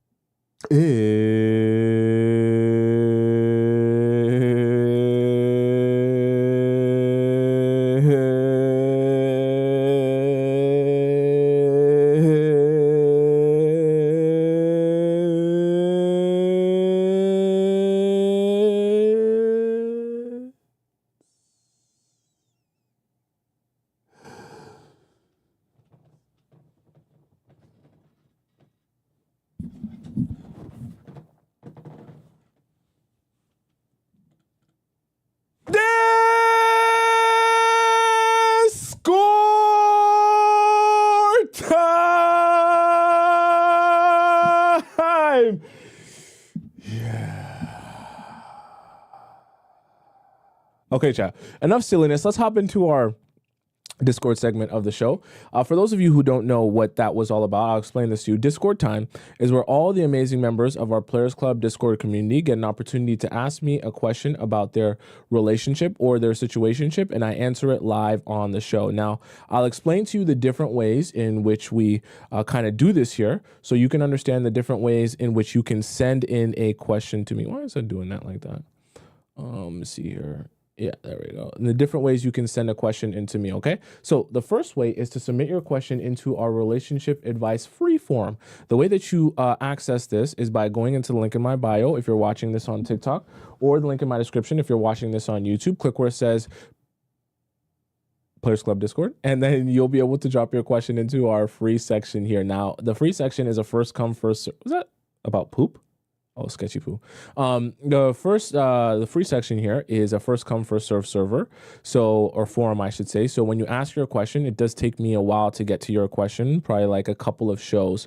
Well, I shouldn't say more than a couple, like a couple of weeks, just because of the nature of me only being one person. And obviously there's going to be a lot of questions that people ask on a regular basis. So if you want to ask your question and you want to skip the line of people because you don't feel like waiting for me to finally get to your question, there's also our premium relationship advice forum, which is you're allowed to access and skip the line of people by going to the link in my bio on TikTok or in my description on YouTube. You click where it says private, or not private, Players Club or Discord relationship, having a glitch. You click where it says premium Discord relationship advice. And then when you click that, it'll prompt you to donate to the show. And then it'll also ask you for the title of your Discord username and the title of your question. That way, when you drop your question in and I get a notification and when you send in your donation, I'll know that that's you. I'll know that that's your question. And then I'll be able to put it all together and make sure that if you're in this section, that it's because you're supposed to be in this section. For those of you who want to send me a question, but you don't want your information to be read out on the show, you also have another way of submitting to me a question, which is through our private relationship advice hotline.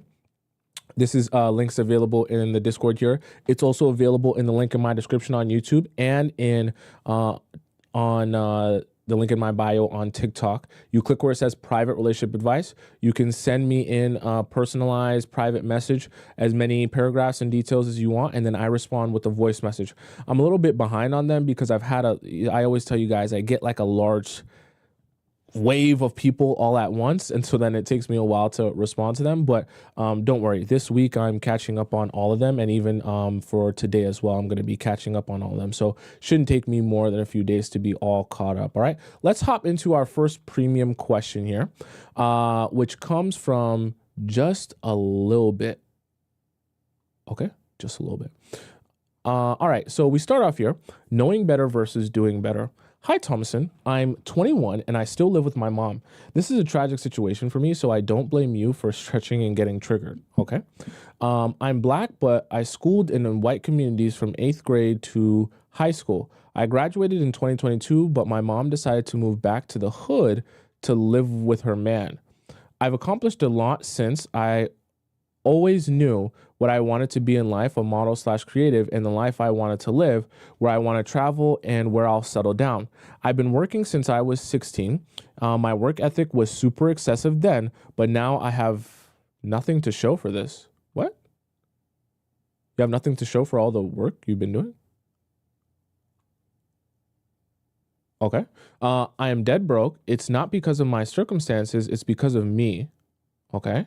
I grew up being told no to a lot of things, not to imply entitlement. And as a result, I feel as if my discipline has plummeted since I gained financial independence. Okay. My work ethic and spending habits are treacherous. I've made at least 90K since COVID, like I said that. I always try to convince myself to lock in and focus on the goals I would like to reach, but my emotions and responsibilities always talk me into being lazy. At this moment, it's very difficult for me to balance finances, family, relationships, platonic relationships, romantic relationships, bills, health, and a work schedule all at once. My family always notices when I distance myself and assumes that I'm negative and don't love them, which starts which starts arguments in my household because it's not true. In addition, I have the hardest times making it past my probationary period. What happened? What did you do? No matter how hard I try, I can't force myself to do things I don't want to. That includes not always following my work schedule, splurging on food and hobbies when I can't afford it, and not following through with overtime shifts that I pick up when I was in an ambitious mood. This hinders my quality of life and mental health because I wake up and go to bed looking on social media at all my real friends and even mutuals that are in happy relationships. First of all, they're not as happy as you're imagining because you're watching them through the lens of the highlights of their life. So you're comparing your boring and mundane life to highlights of theirs. So their happiness is not as amazing as you think it is. Just FYI. So just let's get that straight. And have their lives together. They also have a lot of stuff they're figuring out. There's plenty of people on social media that look like they have everything together, and behind closed doors, they're a mess. Okay, so keep that in mind as well. Everyone goes through things, not just you. And find it hard to trust what my therapist said. Everyone is going through things. It is not just, you cannot feel like in your world you're the only person going through things or that tragedy is striking, because trust me, the same people you're looking up to always feel themselves lost at certain points as well. Everyone. Okay, I've acknowledged I have a huge problem, which is step number 1 to evolving. Yeah, I agree. I haven't had a kiss, a touch, or any intimacy in years. How old are you again? 21. Okay, you have more priorities at this point. Or intimacy in years, toys only. I'm ready to be in a structured, lasting relationship and not be roommates with my mom forever. My wish list is set in stone, but I know I have to be what I want to attract. I was just going to say that. I know better, I desire better, and the lifestyle I have requires better. I have a hard time doing what it takes to get better. Like, that's your issue. My goal is to achieve structure in my life so that I can have peace of mind instead of always being in survival mode. And I know that takes discipline, but I'm stuck between you only live once, buy what you want, work to live, not live to work, and control your life before life takes control of you. You need to be wealthy. You need to be the wealthy, hardworking superwoman you look up to mindset. Okay, I'll explain to you why this can be a trap. This is less relevant than everything else, but I also gave my V card to a microwave man at 18. It took a microwave man, for those of you who are new here, just means a guy who wants things quick, easy, and fast. The type of guy you'll meet on a dating app, and the same day he meets you on a dating app, he wants to go over to your house, sleep with you, and then never speak to you again. Microwave man. It took the spark I had, like the spark that you had, like within you, to say the least, which I feel is another reason for my stagnation. I've talked to my therapist about these things as well as my financial advisor. You have a financial advisor? Okay. My therapist feels that I don't give myself enough credit and that I am too hard on myself. I agree to an extent, but I feel like if I was truly hard on myself, I'd know how to truly save myself and be closer to where I want to be. My father is in his mid-40s, unemployed due to heart failure from cigarettes and drinking chronically. The only thing he has accomplished is buying a house next to his dad. The life my parents have is not what I want for me. Whatever you think I need to hear in order to get myself together will be greatly appreciated. Thanks, Tomisin. Okay, I'll give you the exact number 1 thing that you need to do and focus on. And I'll make this very simple for you. All I want you to focus on doing is planning. That's all. The key to your success is to plan. See, what you're describing here is a lack of strong willpower. So what's happening is when you get into situations where you're thinking about, should I spend money right now? Should I not? Should I do this thing or should I not, right? You're always making decisions from your survival mode, but in an emotional state. So you're allowing your emotions to drive your actions. But the problem is your emotions are naturally leading you to be in a place of laziness, to be in a place of stagnation, like you mentioned, and to basically not get to where you want to go, right? Not having financial freedom, all that bad stuff, because you're allowing yourself to only think about crossing that bridge when you get to that point. And then you allow your emotion to take over and decide for you what decision or what road to take at that point. What you need to start doing in terms of your planning is saying, before I get to that decision, I will already decide the choice I will make, and I will have a contingency plan for what to do in the scenario that I feel emotional to the point I want to do this or I want to do that instead. Let me give you a perfect example of that, right? So rather than saying, okay, I want to, save money. And then one day you're like, I want to save money. I have no money. I need to pay off this debt. And then the next day you're like, oh my God, look at this beautiful hat, or look at these beautiful jeans I want to buy. They're $100 or they're $200 and I want to buy them so badly, but I have no money, but I feel like I really need these and I want to be a boss babe and I want to live that lifestyle, so I buy them. This is why you're in a cycle, right, of lack of success, because you're constantly living in that I'm making the decision in the moment and I'm debating with myself in the moment. Whereas if you say, okay, I want to be able to enjoy life, but I also want to make sure that I'm saving enough money that I don't have nothing left over or I need to pay back my debt. Let's say you sit down and you say, for the month, like there are financial budgeting apps that you can get, and you can say, for the month, on the low end, if I work barely any shifts, I will receive this amount of money. And after I pay my rent, after I pay a realistic amount that I'll pay for my food, not the fake amount, I'll basically eat scraps, okay? The way I enjoy eating food, how much am I realistically going to spend? And then my transportation. After that, what am I left with? From there, a certain amount of that will be saved and a certain amount of that will be allocated, okay? Literally allocated to, I will go and have fun with this money, which means you buy whatever clothes you want to buy, whatever perfumes you want to buy, whatever heels and bags you want to buy, you spend that money on those things. And then within that month, or let's say you get paid every 2 weeks, right? That money, once it runs out, it's gone. So if you want to save it to spend it on one big purchase, you can save it if you want, and you'll know exactly how much you'll have in 1 month or 2 months. But outside of that, you don't spend that money on anything else. When you plan, you might be thinking, how is that going to help me? When you plan, you take yourself out of making the decision in an emotional state, because money becomes very, you start to not feel its, I guess we can say, impact when it's just numbers on a screen. But if you can plan out and say, okay, for this month, I only have $500 of fun money. So I already bought a dress that was $200 last week, and I only have $300 left of fun money. So I can afford this, but then if I pay $250 for this other item, I'm not going to have much money left of my fun money. So then you have a very clear understanding of like, I'm not going to make a decision in an emotional state. My fun money is allocated for fun. And if I run out of fun money, there is no more fun. So if I want to prolong my fun for one big moment at the end of the month, I can do that. But then I have to be a little bit frugal at the beginning of the month or the other weeks. Whereas if I want to spread it across 4 weeks and say I want to have $100 worth of fun across these 4 weeks, then I can do that, but I have to make sure I stick to that. I also, this is why you plan in every aspect. I also am going to make sure that when I'm planning with my friends, the things that we'll do and the places that we'll go, I allocate understanding, hey, where are the likely places that we might go this month? Where are the things that they're discussing?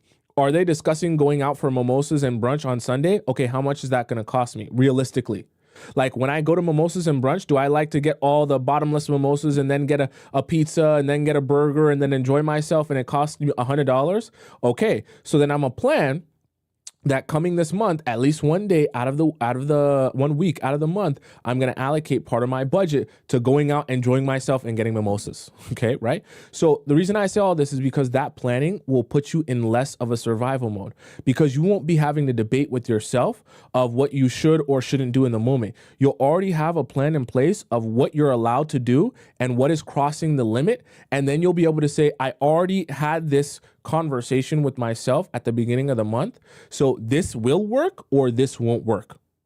And then the decision actually becomes a lot easier. So rather than kind of like feeling like you're fighting from behind, you'll feel like you're getting ahead of things and you anticipate how you're going to feel or what you're going to think in that moment. And then you're able to make a decision for yourself before you even get to that point.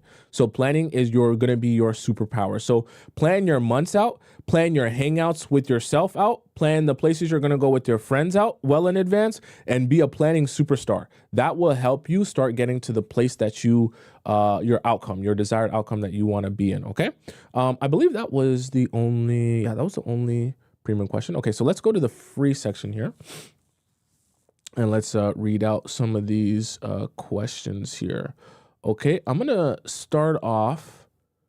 Let's see here. I'm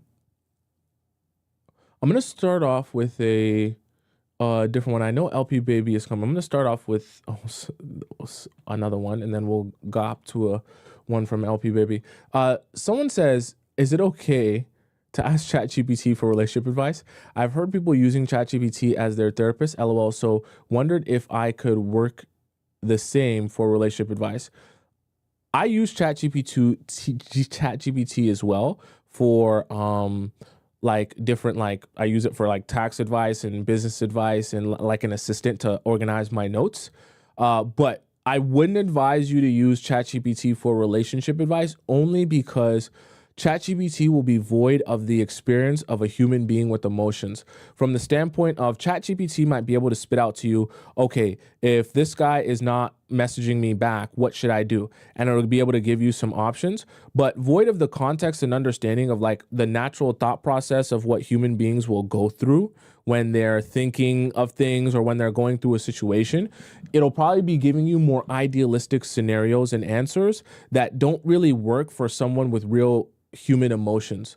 For example, if you're going through a situation where a guy that you've been dating for 5 years all of a sudden is pulling away from you, it's not as simple as like, oh, just have a conversation with him, or oh, just let it go, just forget about it, or just, you know what I mean, like ghost him, whatever the case may be, whatever like the scenario is. You kind of have to be more particular. And so like, for example, when people ask me questions, the context of their relationship status, how long they've been with the guy, their experiences, and also my understanding of what is realistic and what's not. Because saying, ghost the guy or leave the guy alone who you dated for 5 years and has been like pulling away from you. Yeah, cool, sure, sounds good in a movie script, but in reality, you're not going to be able to do that, because you're not just going to be able to say 5 years, whatever, I don't care anymore.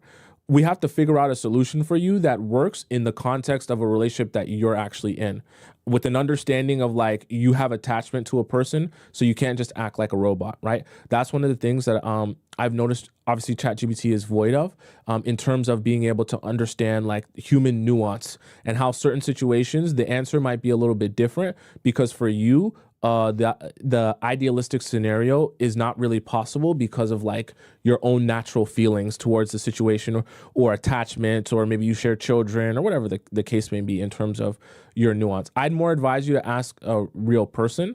You can ask me, you can ask, I'm sure there's other relationship advisors that will also give their own version of like answers if you ask them private questions. It's just ChatGPT can have you acting like a robot and just repeating things back and parroting them without having a true understanding of like why you're even doing it. You know what I mean? Okay, let's do an LP Baby one. Okay. All right. So this one says, hi, Tommy. May you please speak on how to differentiate between having strong boundaries and having walls to prevent hurt from people in relationships?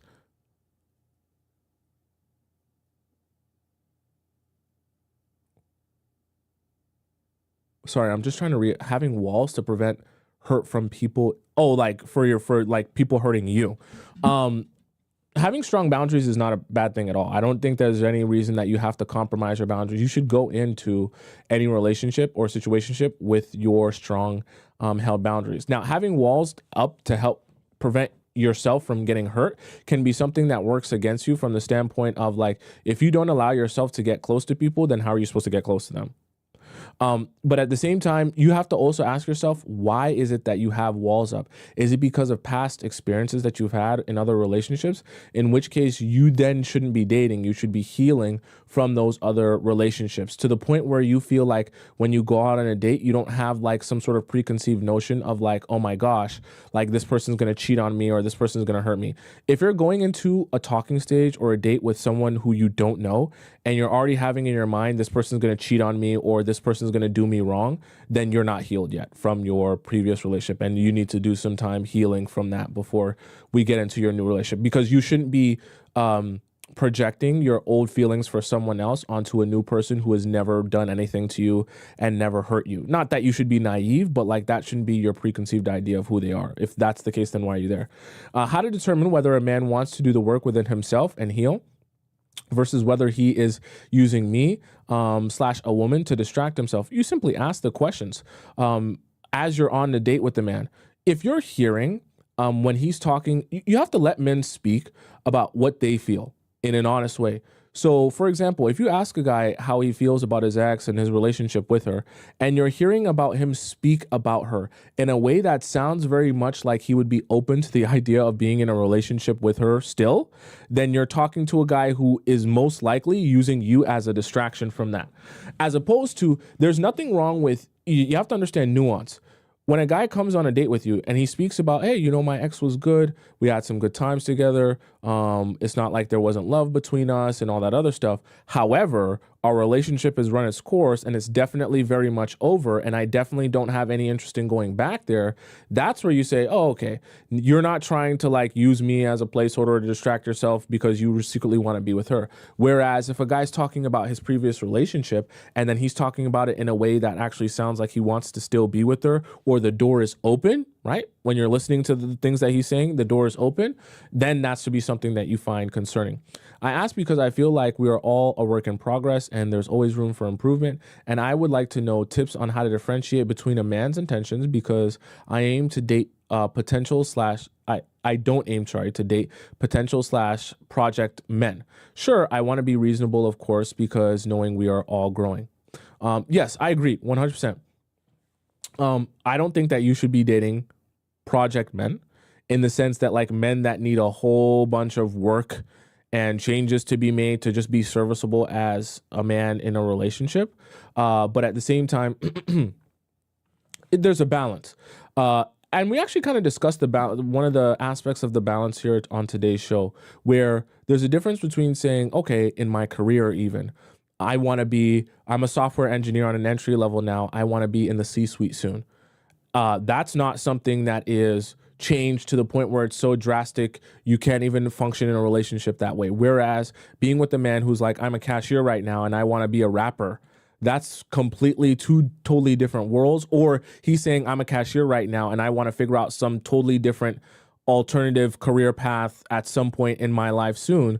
That's a man that I would probably advise you to shy away from, because the amount of effort and energy and work he's going to need to put into transitioning himself from the place he's at now to the new place he wants to be in, that should be his sole focus. And so when you meet guys who are in that sort of like, they need to take that large transition, you're better off just like letting them work on their transition. And then if they're ready for a relationship after that, then they can come back to you and be in a relationship with you. Nothing wrong with the man having a plan, but I just know that when guys are going through that large transition like that, a lot of things can change in his mind, change in his approach, change in the way he treats you. So you're better off not wasting your time that way.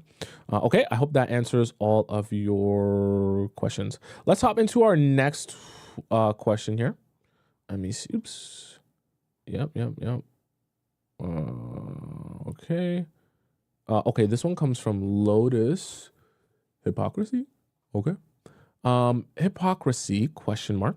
Hey, Tommy, you've talked about withdrawing from men when they cross our boundaries or do something that makes us feel a type of way, etc., by removing access, not replying to texts and calls. However, one of my personal boundaries is about silent treatment. It is one of my biggest triggers, and it is important to me to be with someone who can communicate their feelings even when they are negative towards me. Even if it's just a quick, something you did upset me, but I'm not ready to talk about it yet. My question is, if the person I'm seeing behaves in a way where I have to withdraw, how can I set the boundary with silent treatment and not come across as hypocritical?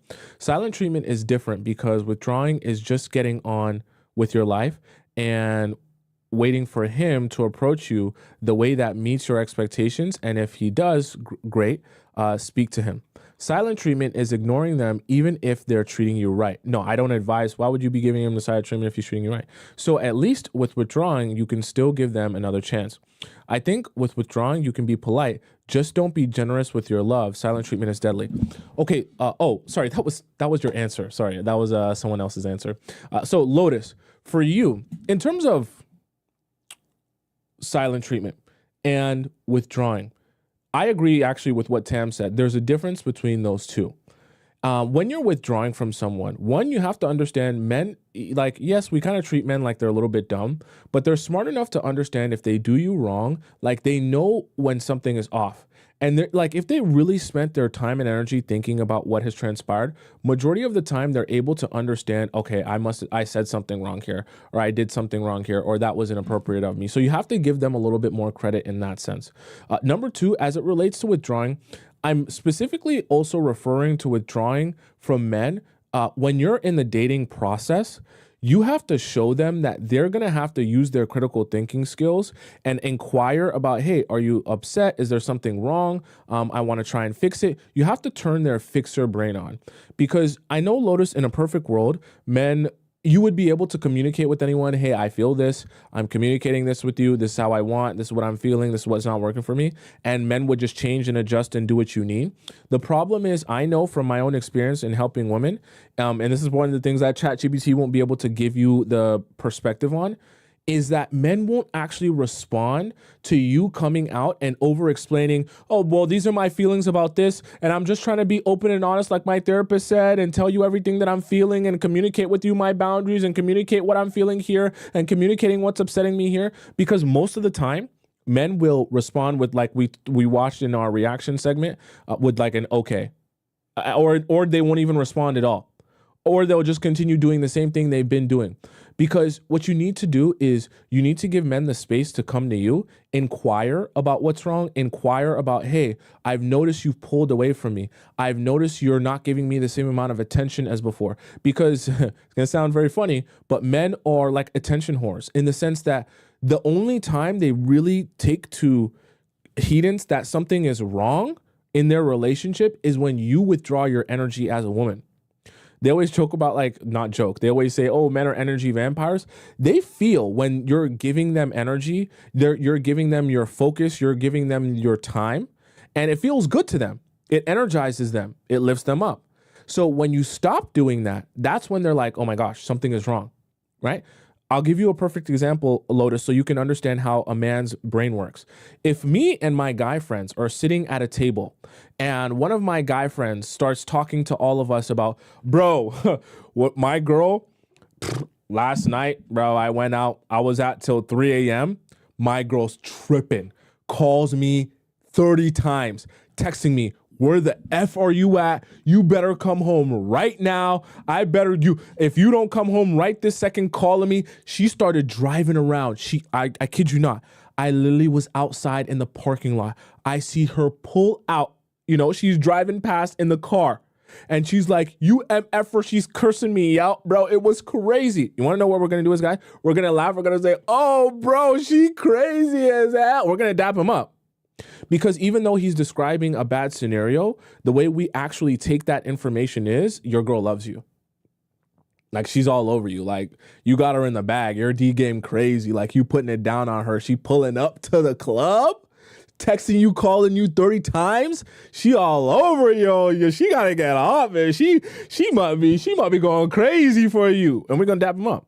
Whereas if we're sitting at a round table and let's say we're having a conversation and one of the guys is like, yeah, so by the way, my girl, she doesn't say nothing to me no more. Like, I was out till 3 a.m. She didn't say a word. Like, even I asked her, I'm like, are you mad or something? She was like, no, she just went on with her day.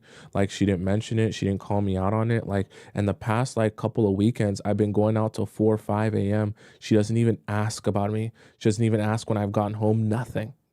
You don't want to know what we're all of us boys are going to sit at the table. We're going to look at him like a dog just died. We're going to be like, oh my God. I'm so sorry, bro. I'm so sorry, bro. We're all going to say your girl's either cheating on you currently, or she's like completely gone, like you've lost her already. Because us men, the way we contextualize information, when you withdraw, we see it as something is wrong. Something very, very, very, very bad is wrong. Whereas when you're giving all that energy, when you're over explaining, oh, my feelings this, my feelings that, we're like, oh, typical woman. We don't think a change needs to be made because we don't actually contextualize that as something is wrong. We don't contextualize that as I need to take action because something needs to change. My woman is not on my body anymore. Why is she not on my body? Is she on someone else's body? Is someone else taking up her mind, taking up her crazy, right? It's concerning for us. So this is why I say, right? I say all that to say, with men, withdrawing is the answer because that's when they actually can contextualize something is wrong and I need to make a change and I need to take some action. Whereas when you over-explain to men who are not inquiring about it, and inquiring about the problem that is existing within you and trying to fix or make a change for that or take action for that, then you end up in a situation where you're over-explaining yourself to a man who either doesn't care or is not in a mental state prepared to take action on your problem or your issue and is just going to continue doing what he wants to do. Are we following? Right? So I hope that visual helped you guys understand like how men kind of process that information. Okay, so this one comes from Tam. So Tam just didn't answer, but this is a question from Tam. All right, Tam says, taking my time in a talking stage. Okay.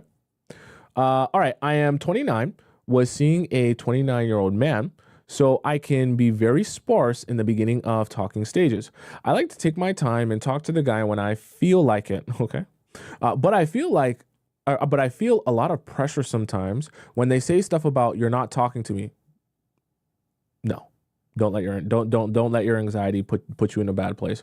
Or I have this thing in the back of my head that I'm ghosting them and it's a bad thing, but I actually feel the most comfortable like that. What should my mindset be about this?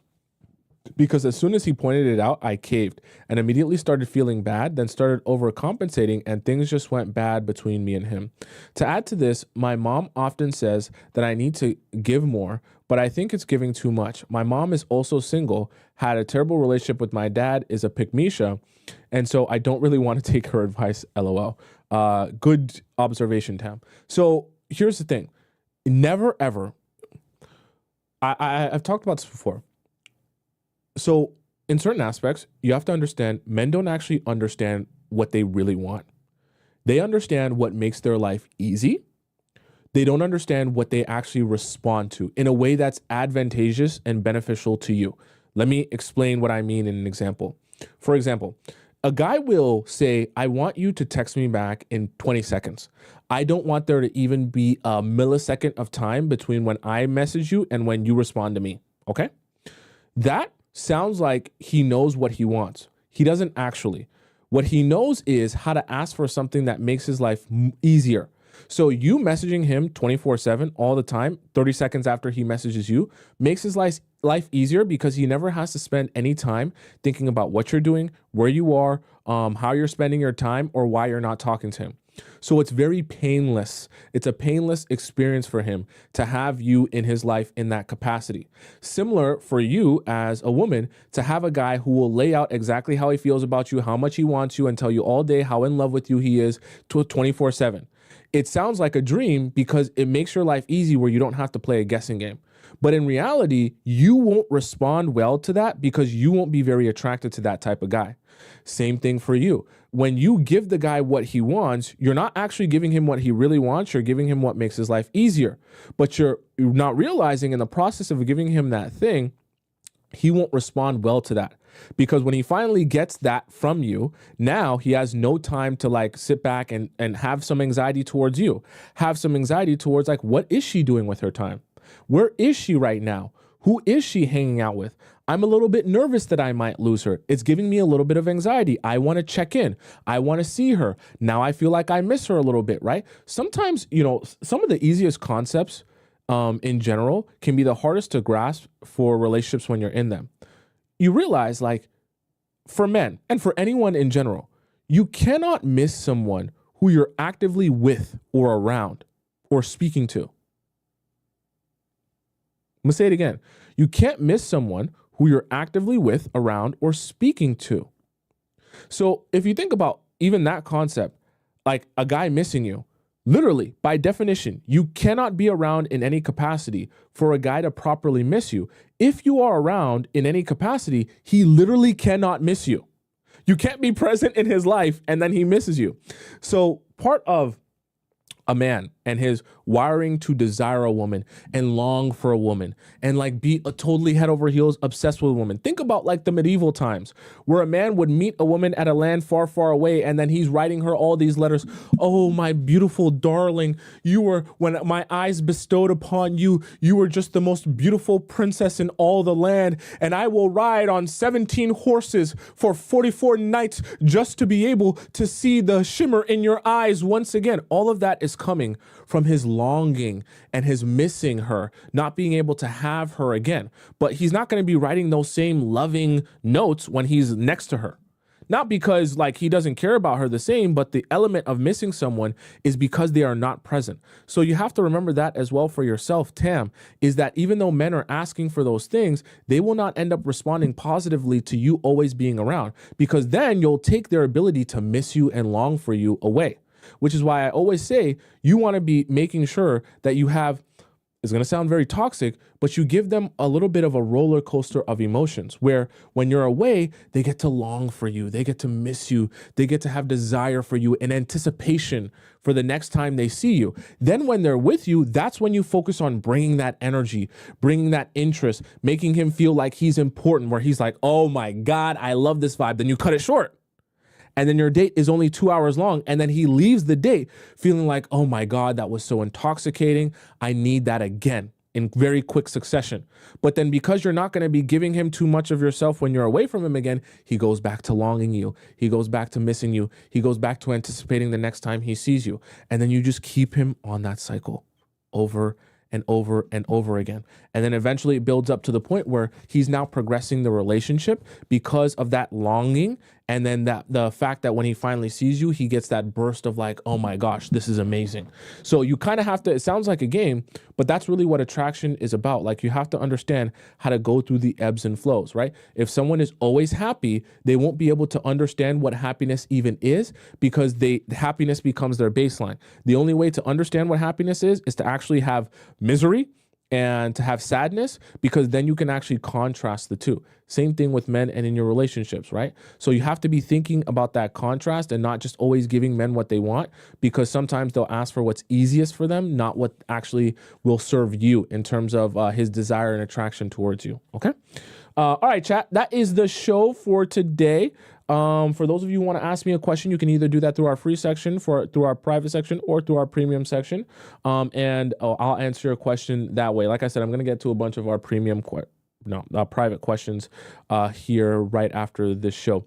For those of you who are watching me and you want to follow me on Instagram as well, my Instagram is just my name, Tomisin_Tub.